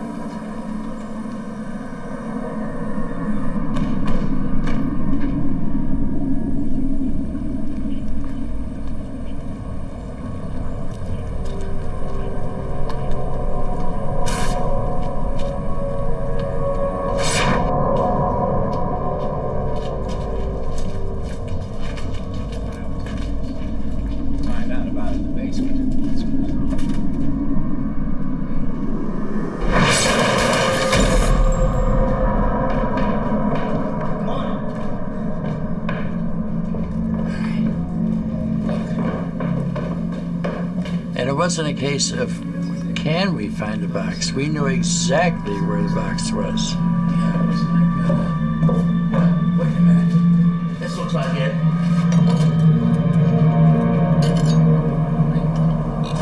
We pulled some stones out, and there was a space behind them. Oh, okay. Give that flashlight over here. You see anything? What's in there? Oh my God. What's it say? But lo and behold, there was nothing in that space. The box is in there?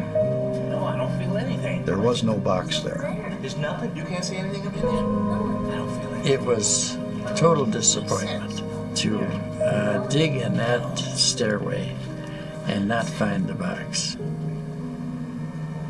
You can't imagine how far we fell in the abyss of disappointment. This is where I know I saw it. This is the place. We went through the entire house after that, through every possible nook and cranny we could think of. We went from attic to basement, inside, outside, all over the house.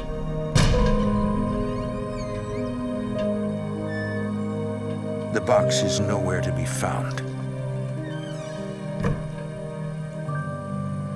Frustrated, the family realizes they have chased the answer to a mystery far too long, and it has consumed them all.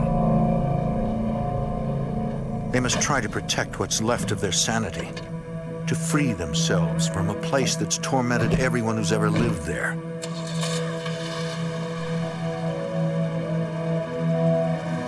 They finally leave Summerwind and never return.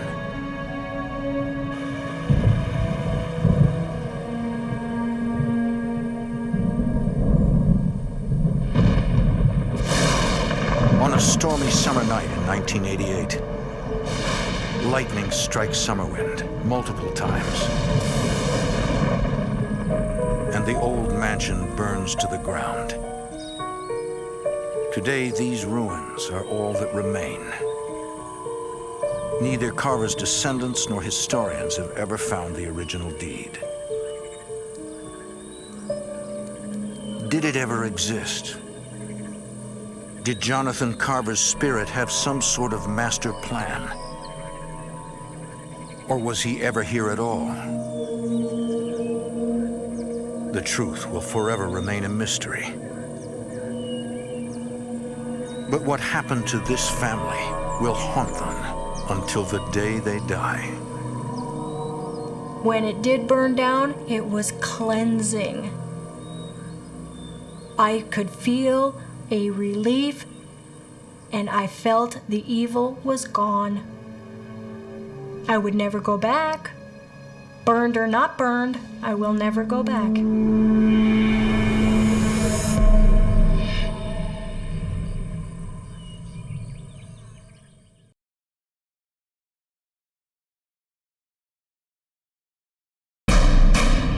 In this world, there is real evil. In the darkest shadows and in the most ordinary places. These are the true stories of the innocent and the unimaginable. For the Beckwith family, a new home means new beginnings. Until something from the past returns to haunt them. The family calls in a team of renowned psychic investigators to make contact with restless spirits and fight the wrath of an unholy demon. Between the world we see and the things we fear, there are doors. When they are opened, nightmares become reality.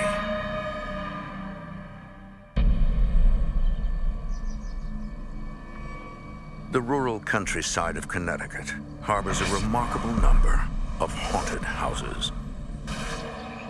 Here, where the Naugatuck River empties into the Housatonic, Native Americans have lived for thousands of years.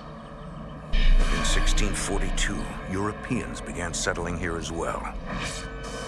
Today, in the historic towns of Seymour and Derby, the legions of dead beneath the land far outnumber the living, and local hauntings have become legendary.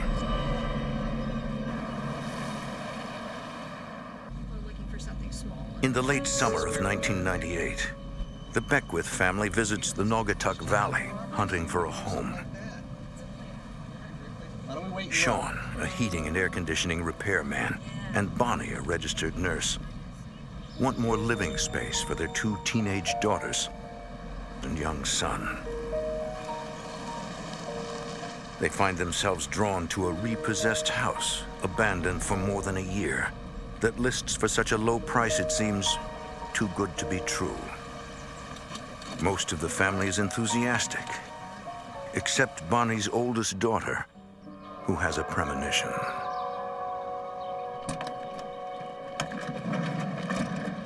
My daughter said, I don't want to go there. There's something wrong with that house.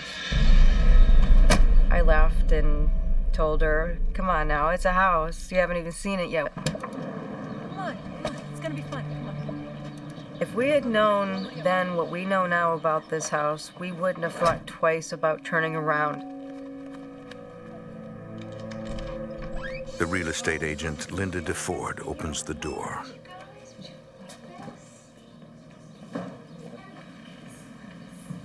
The family explores the hulking 19th century house. All right, just don't touch anything. Dad, this is huge! I always liked them. It's great. Look at the trim. Wow.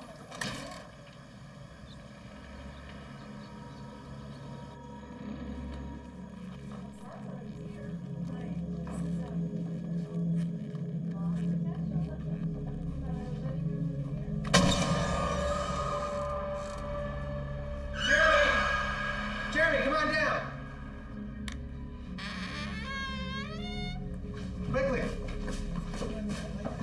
The family holds a meeting to decide whether to take the house.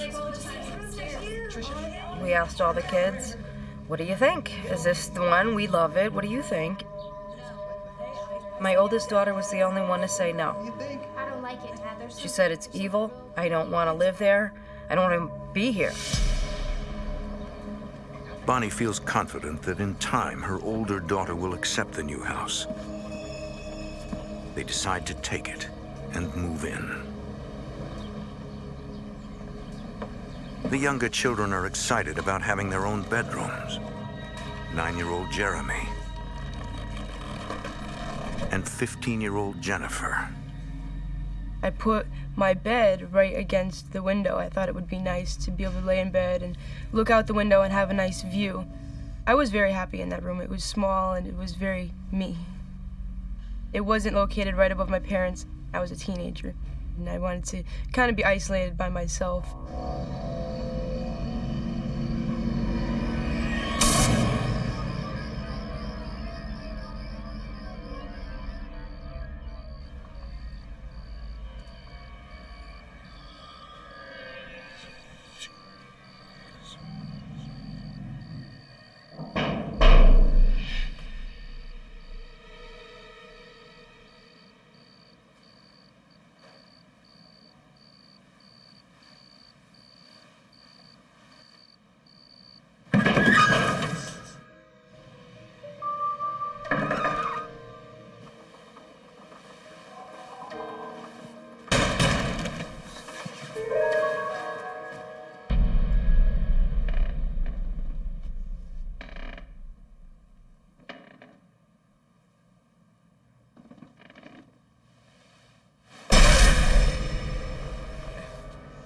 Mom, I heard noises.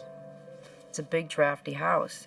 What kind of It was understandable that he would be frightened, of course. So we really didn't think anything of it. Bonnie tries to calm his fears and gently takes him back to his bedroom. I'll tell you what. You know that flashlight that we got you? Can you get that for me? Sure. Do you know I what's had happening? given him one of those toy flashlights with the 3-color lenses. And I told him, well, you say your prayers, and if you think the monster's in your room, you put the green lens on, and that makes them go away. It's a magic flashlight. Point the green light. And of course, he bought into it. All right. You see anything there? No. I don't either. Jeremy seems reassured, and Bonnie goes back to bed. Then, later that night,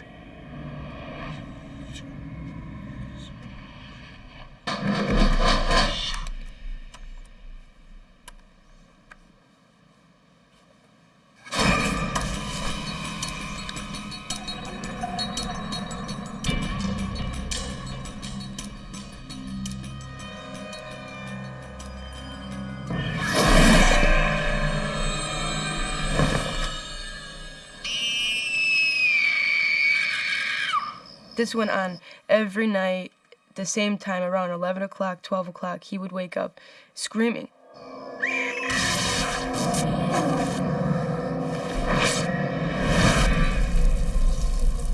Where are you going? I have to meet a teacher. I'll eat a granola bar. Wait, I made bacon and eggs. You asked for it. Last night, when I ran into your room, and I told you the door. The next morning, Jeremy tells his mother the disturbances got worse. So did you try the flashlight? It kept happening, and it was really scary. She is unsure how to comfort him. As weeks go by, Jennifer, too, begins to feel twinges of fear.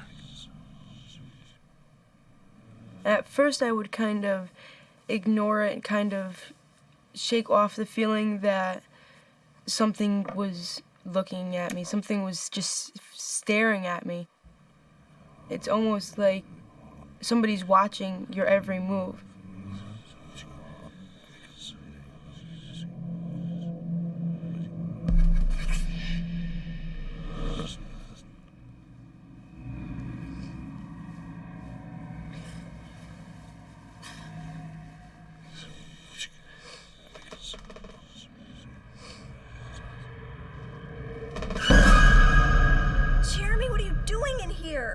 He would say, you know, somebody's grabbing the blankets and pulling them off of my bed. Somebody's calling my name and I can't get it to stop. And he would shake and he would be very scared. I would just say, you know, go back to bed. You're having a nightmare. You're dreaming. There's nothing here. You don't have to be scared. There's nothing that's going to hurt you. I'm going to sleep with Mom and Dad. They're going to be mad at you. Later that night.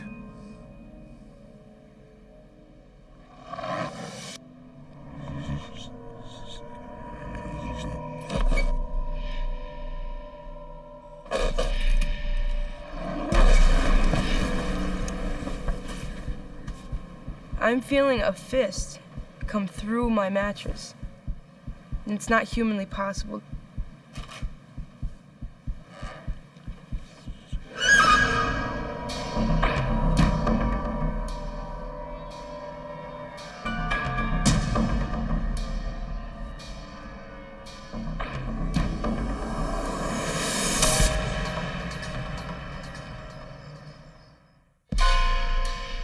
When the Beckwiths move into a haunted house, two of the children find themselves under attack.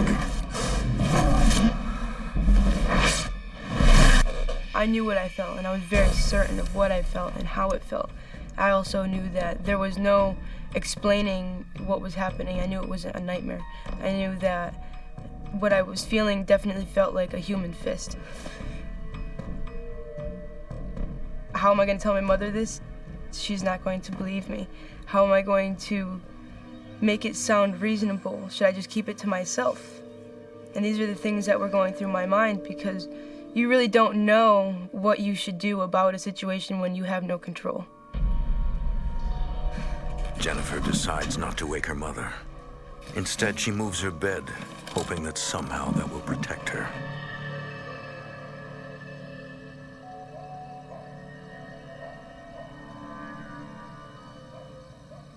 Two nights later.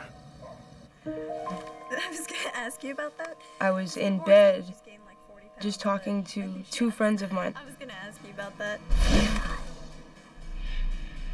My bed started to shake, so I just immediately froze. And I was so scared because there was no, you can't explain that. The next morning, Jennifer looks for her mother to tell her what's been happening.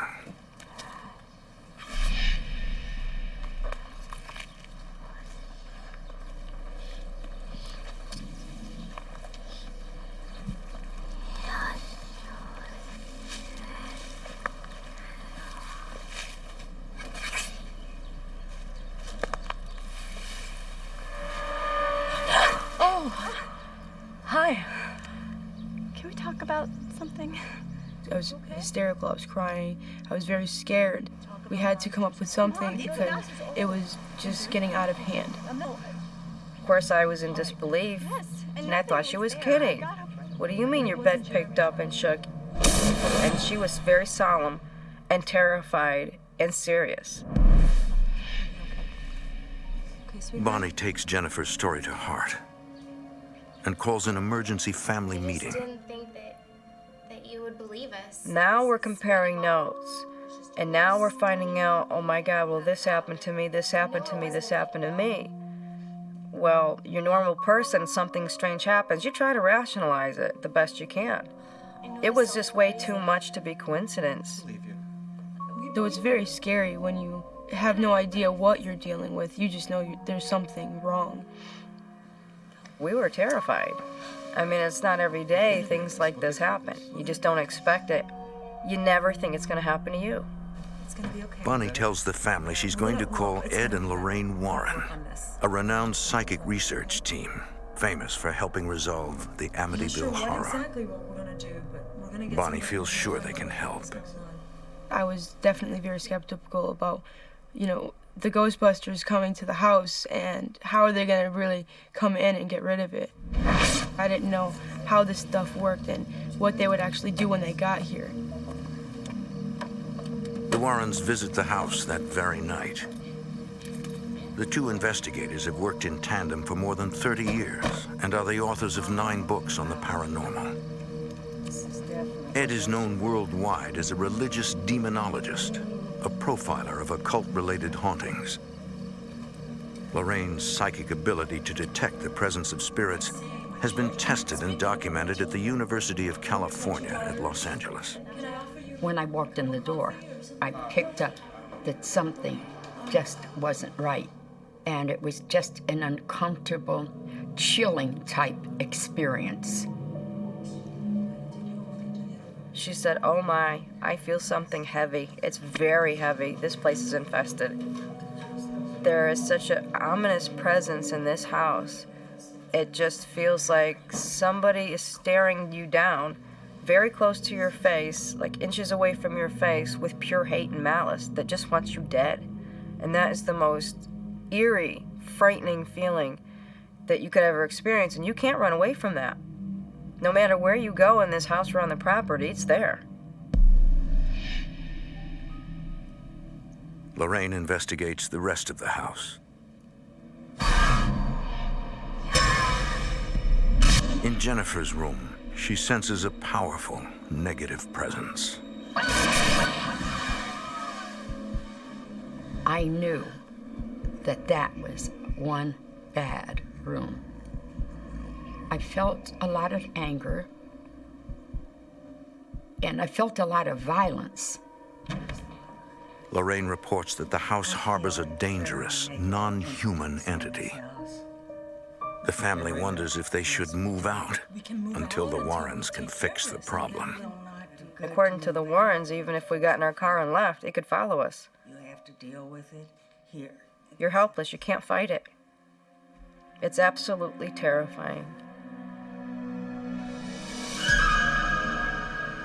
The Warrens offer their aid and tell the family that their only real option is to stay and fight.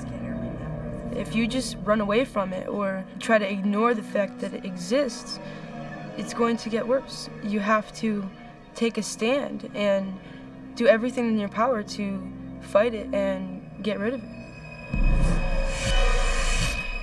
The Warrens tell them that they must first gather more evidence on exactly what they're facing.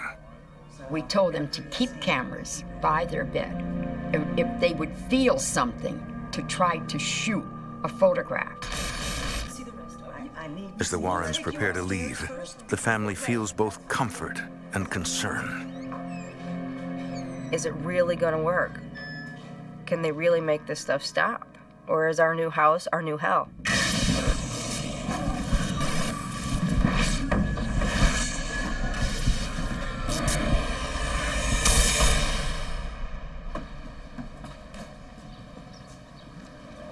Bonnie's mother arrives to share the family's first Thanksgiving in their new home. She's aware of the recent disturbances. She was a very humorous lady, and she would joke around about things and try to make fun almost of the serious situation, just to lighten the mood, to just to make us laugh.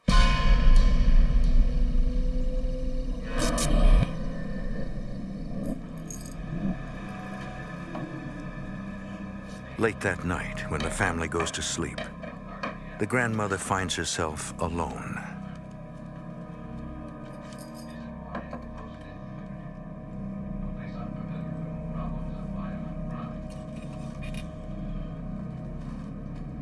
On March 3rd, 1992, Park Police Department filed a missing persons report. This hadn't heard from his daughter in nearly 15 hours.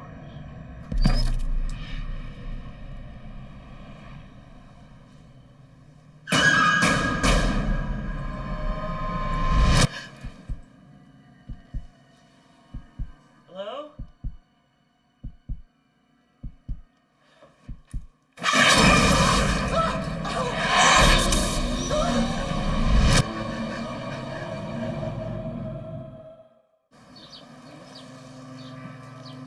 After witnessing 3 ghosts in her daughter's home, the terrified grandmother leaves early the next morning. I just can't stay another day in this house.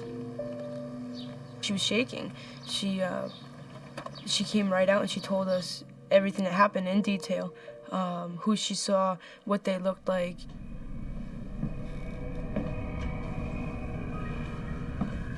Jennifer takes photos of the room in which her grandmother saw the ghosts.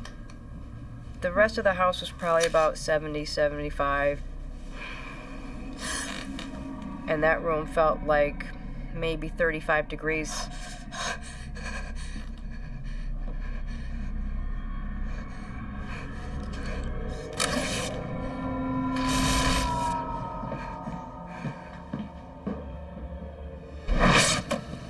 As promised, the psychic researchers Ed and Lorraine Warren return after Thanksgiving to try to resolve the family's haunting. They're accompanied by 2 researchers who will attempt to record paranormal phenomena on video and audio equipment. My mom was visiting. A medium named Lee is there in the event that she might be able to communicate with any spirits residing in the house. Bonnie and her husband have arranged for their 8-year-old son to stay with relatives. The TV kept turning off, so she would keep clicking it. There was a door. I didn't pay any attention. She must have felt something over her shoulder. The family tells the researchers about their grandmother's frightening encounter with ghosts. Empty room. My mom left. She couldn't stand it anymore. Opened. It wasn't just, an old house creak. Well, my mother. Psychic researcher Lorraine Warren. You can be downright scared right out of your mind in these homes by things that can manifest in front of you. Lorraine examines the family's photos for clues about the spirits that inhabit the house. One photo in particular catches her attention. She said, "Oh my, we have a big problem." I said, "That picture? It looks like a glitch in the film." She said, "Oh no, dear, this is a demon, and it's a high-level demon." Now I'm even more scared. I mean, now what do we do? Suddenly, Lee begins to tremble uncontrollably.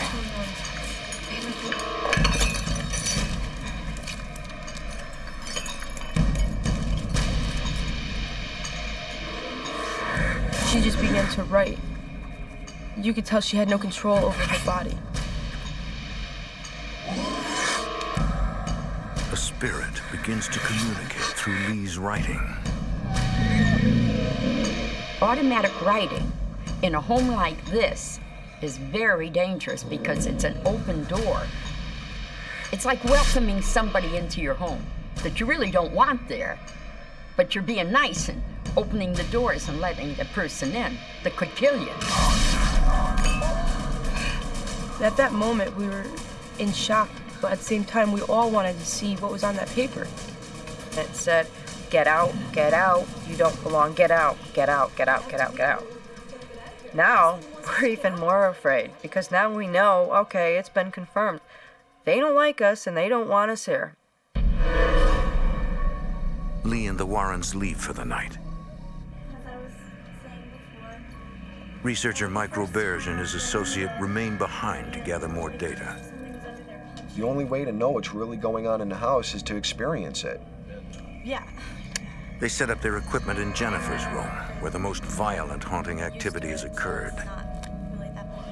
Normally, you want to have at least 2 investigators on site at any point in time. So if something does actually attack the investigators themselves, you can work together to overcome whatever it is the situation is.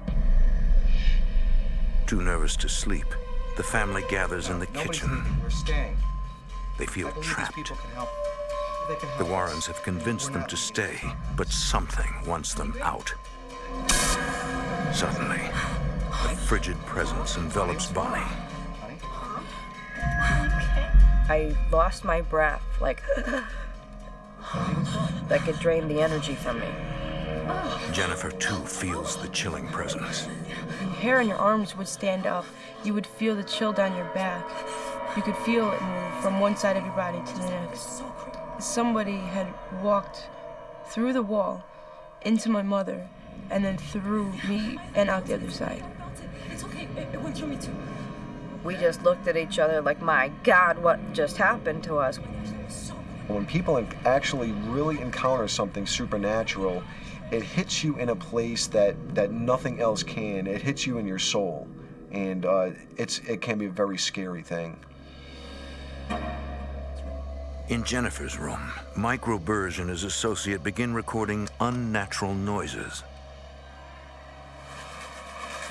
It sounded like bird wings fluttering. We're in a closed room. There's no birds inside the room. We started hearing rapping in the walls. It sounded like somebody was knocking on a door with their fingers. The only difference was it wasn't knocking on the door, it was knocking on the wall, it was knocking on the ceiling, it was knocking on the floor, it was knocking everywhere. The researchers attempt to communicate with spirits in the room. Are you here against your will? 1 knock for yes and 2 knocks for no. Are there any others?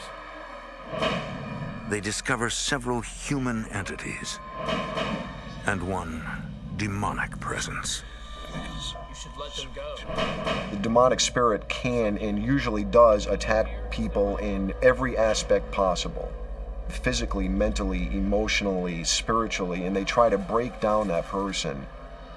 It hits you emotionally in so many different ways, and that's all in the effort to try to get you to not want to be here.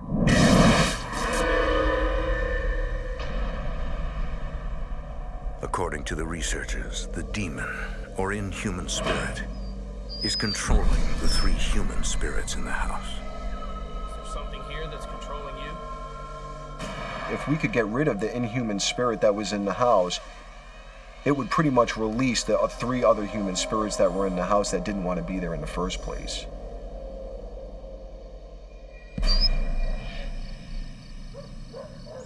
A few nights later, the full research team returns. The family tells them about the spirit that passed through Bonnie and her daughter. So we're getting more scared. We know our house is infested by spirits. We don't know who they are. We don't know what they want. And there's nothing we can do. Just wait and pray to God that nobody gets hurt until hopefully the Warrens could do something to make them stop. She just started shivering.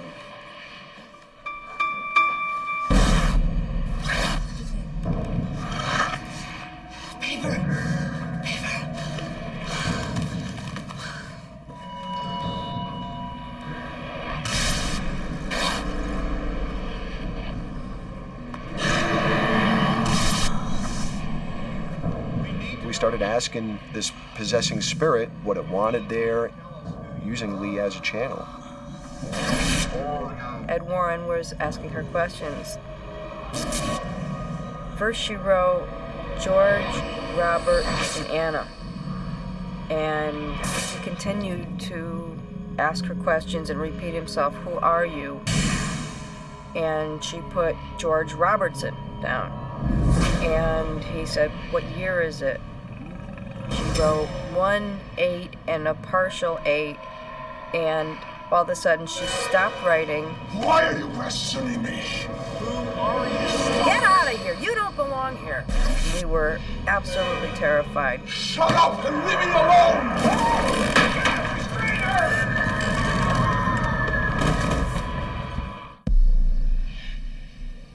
In a haunted house, a medium begins to channel an angry spirit. She started to write, and she got 3 names, Anna, Robert, and George Robertson, a full name, and a partial date, 1/8, and just the start of another number. Why are you questioning me? And all of a sudden, she starts screaming. Why are you asking me all these questions? Shut up and leave me alone and get out of here. You don't belong here. And then she shoves the table into Ed Warren, pinning him against the back door. Shut up and leave me alone! He pushes it back and she continuously jamming it into Ed. And she was very violent. And it took a few of the guys to pull her back so she wouldn't hurt him. And we were all just staring in disbelief and worried about Ed and worried about her because she has no control about what's going on. It was unbelievable. That night, the frightened family sleeps together. The Warrens have told them that the only way to end the haunting is to face it as a family. You feel a feeling of eyes boring through you, like someone is staring you down about 2 inches away from your face, with such hate and malice, pure evil and hate, I mean pure evil and hate, that they want you dead. The next day, Bonnie and her daughter Jennifer go to the local town hall to research the names produced by Lee's automatic writing. Who are these people? Why would it come out on paper? And what can we do about it? And that's when we decided to do the research and find out who these people were. Bonnie and Jennifer begin looking through property records from the 1800s, hoping to learn more about the history of their house. I was looking at the books and I just said, oh my God, Jennifer, come here, you're not gonna believe it. And there it was in black and white. George Robertson owned my house in 1888. When we saw that he owned this house, it was an exciting moment because we knew that what happened with Lee free writing wasn't fake. It wasn't a show that was put on. And Sonia? That's not too far from here. It's in the books. He did own our house. You up for a drive? No one came in inquiring about this information. It's real. It's very real. They drive apprehensively to a graveyard, 10 minutes from their house. We walked down into the cemetery, and the first gravestone we walked up to, we looked down, it was his. We couldn't believe it. What are the odds? You just walk into a cemetery, look down, and there he is. George Robertson. Looking down and seeing his headstone was just shocking. This man was real. This is it. Bonnie is unable to learn much more about George Robertson or about the other human spirits haunting the house. A flood in 1955 destroyed many city records of that period. Possibly he just loved this house. It may have been his first home. And maybe that's why his spirit doesn't want to leave. I don't know. That's what's frustrating about it. You don't know. There's so many unanswered questions.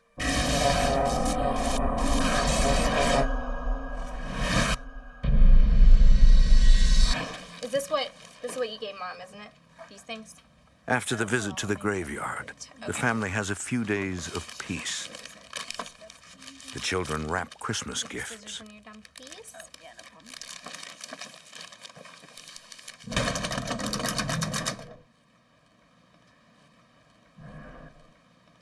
What was that?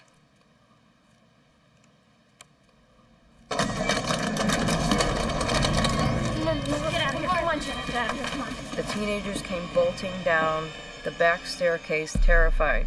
At the same exact time, my son came bolting down the front staircase, screaming. They were white as sheets and they were all shaking. Bonnie immediately calls the Warrens, who ask a priest to come out and bless the house. You need to open the windows. The family desperately hopes that the blessing will bring an enduring peace. We were all excited that this was going to be the end of a very long road that we all went through. Psychic researcher Lorraine Warren hopes for the best, but is unsure if this will be enough. Is it going to be lasting? Is it really going to rid the house? Or is it just for now? Is this going to be of comfort to them? Or is there a chance? Is there just a chance that maybe this will do it? Before he was finished, I asked Lorraine, I said, how do you know if this is going to work or not? And she just looked at me and said, oh, you'll know, you'll feel it. To everyone in the family, the oppressive atmosphere seems to lift. My hopes were so high because we just had this blessing and we all wanted to know that this was it.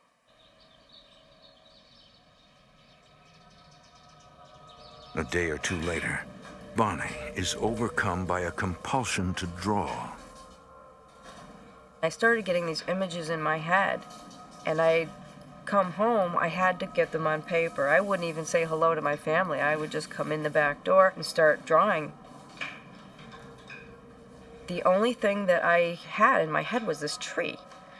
And I just drew the tree, drew the tree, drew the tree. Nothing else, just the tree.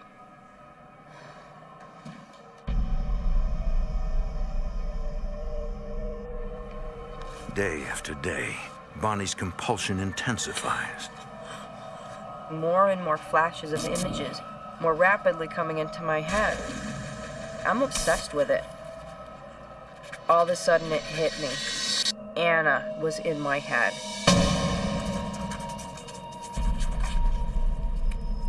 Anna's haunting spirit was among those revealed through Lee's automatic writing. Bonnie senses that Anna once lost a loved one and suffered through deep mourning. The whole time I was drawing the picture of Anna, I was crying my eyes out. I just felt like I was mourning. I just felt so much pain of missing someone that I loved dearly. And I just cried through the whole thing.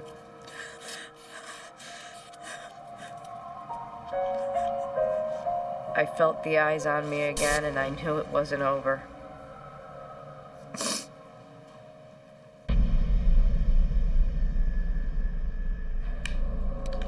Jeremy, stop shining that in my face. Stop. Jeremy, stop it. Turn that thing off or I'm gonna take it away from you. We were so terrified. We were all sleeping pretty much in the same room.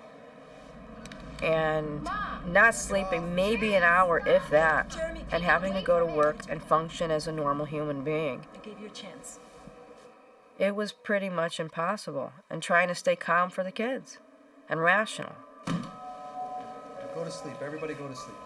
Lorraine believes the blessing wounded the negative spirits and left them even more enraged. That usually comes back full strength when it comes back because it's angry. The spirits are very angry at that point.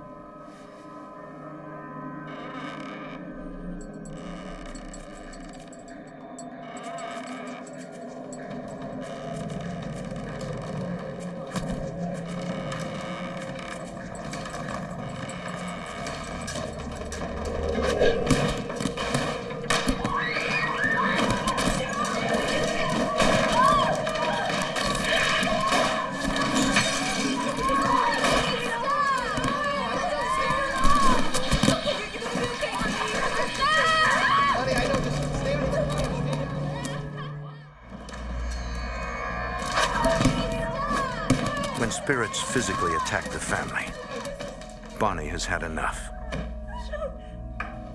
she urgently calls psychic researcher Lorraine Warren. Hey, Lorraine. And she was frightened. She was terrified. She says things are terrible in this house. And so we knew that something more had to be done. She said that she'd already put in a call to a priest to do an exorcism, but they have to go through a ritual and fast for a very long time before they can perform it. Guys, I guess 3 or 4 more days. The priest agrees to do the exorcism right after Christmas. In the meantime, Bonnie considers moving her family to a motel.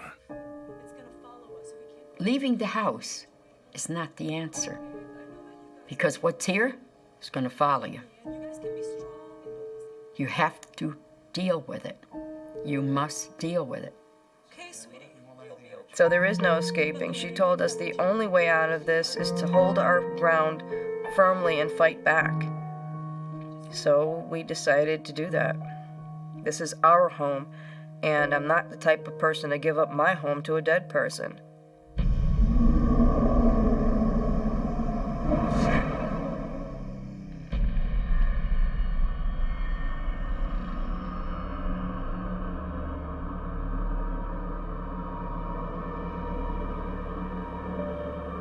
The Beckwiths stay close together while awaiting the exorcism.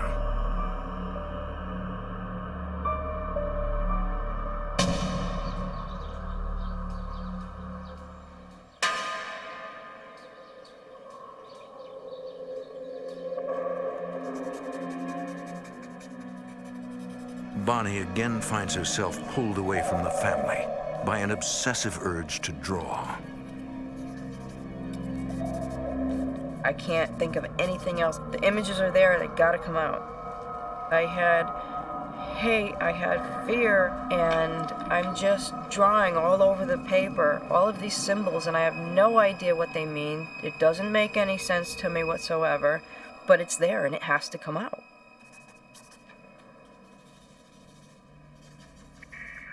Have you been up all night? Yeah. I just have to get it on paper.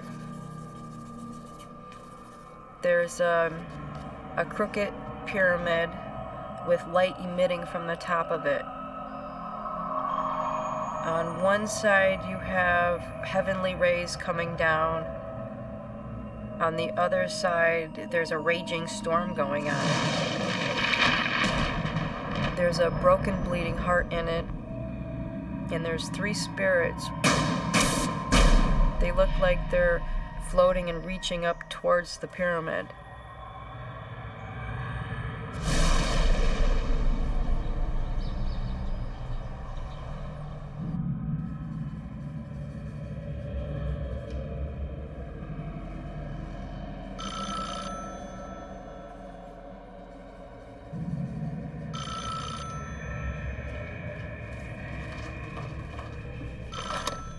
Hello? Bonnie receives a call from Lorraine Warren. She tells her about her drawing of the 3 spirits. I asked her if I should be concerned about it, and she explained to me that they were channeling through me and to stop immediately.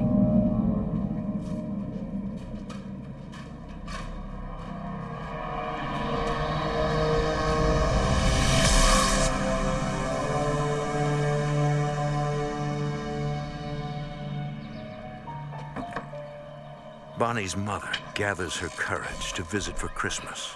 Sweethearts. I've been so worried about you. I'm so glad you're here.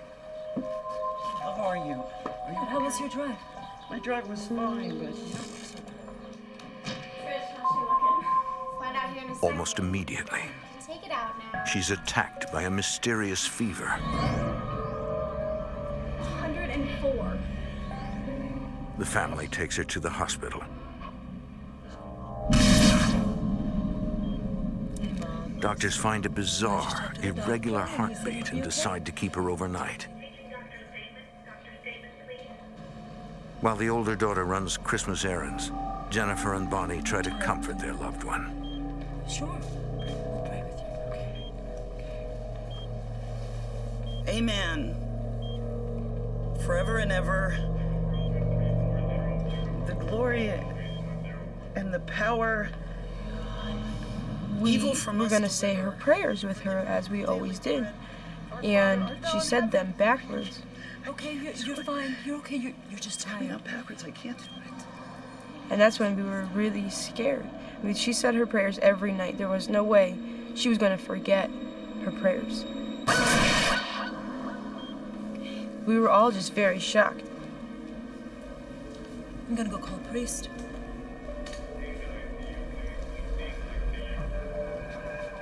At the same time, the older daughter's Christmas errands are about to take a turn for the worse.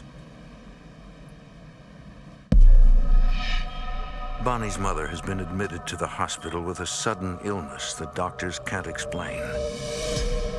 Then, while her older daughter is out doing errands,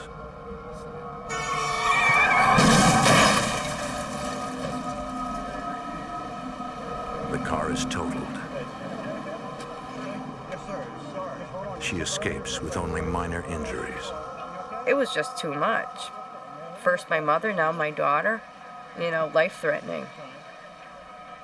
And I was just shaking all over. Bonnie calls for a priest to check in on her mother. As soon as the priest asked her if she wanted communion, she felt somebody punch her in the stomach. And as soon as the wafer hit her tongue, it stopped, and she felt fine.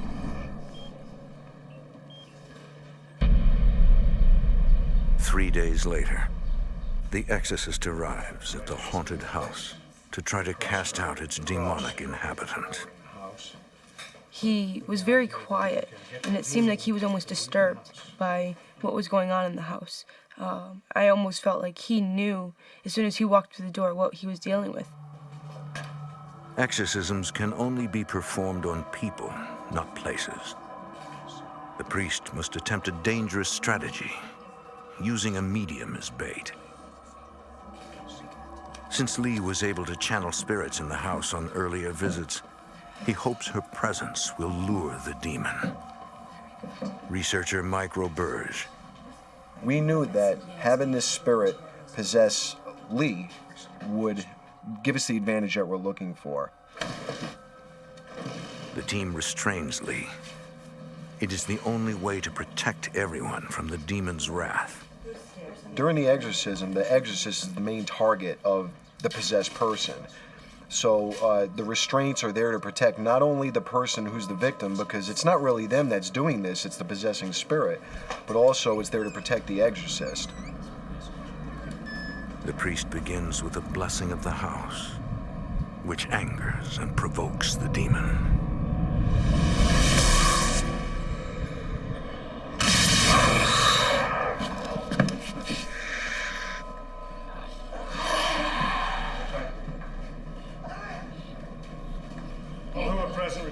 She was fighting the priest. He was saying these prayers, and it was trying to stop him. She was screaming at the tops of her lungs, stop praying, it's not going to do you any good. And it was almost like it hurt her. You could tell she was in pain when he was doing the exorcism.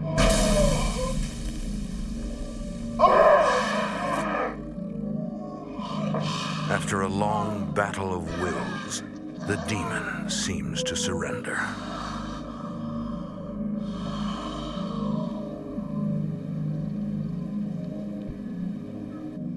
The priest made a move towards her and put a blessed cross up to her forehead. She got very quiet, very, very quiet. She got this evil grin on her face. And at that moment, we heard splintering of wood. She broke the legs right off the chair. That's no human spirit that would have the strength to do that. The exorcism continues for almost an hour. And then she seemed to go limp.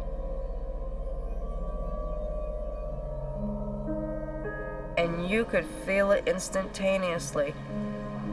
And the feeling of the eyes bearing down on you was gone. You weren't being watched anymore. The heaviness of the negative energy just left. We were safe for the first time in this house. It's over. It's over. And it was such a weight lifted off of our shoulders. We could live like normal people again, and I just pray to God it stays this way. Bonnie's prayer seems to be answered, and peace fills her house. But several years later, across the road, developers begin excavating a field. They unearth what seems to be an ancient Native American burial ground. Once again, the family begins to experience unusual phenomena in their home, but nothing that compares to what they had gone through before. We're still trying to figure it out. We probably never will find out the right answers. Was it an Indian burial? We'll never know. Today, the Beckwiths have learned how to deal with their ghostly co-inhabitants. I came into this house pretty much an atheist, and now I've seen the powers of God, I've seen the powers of the devil right before my very eyes. And it's made me a stronger person.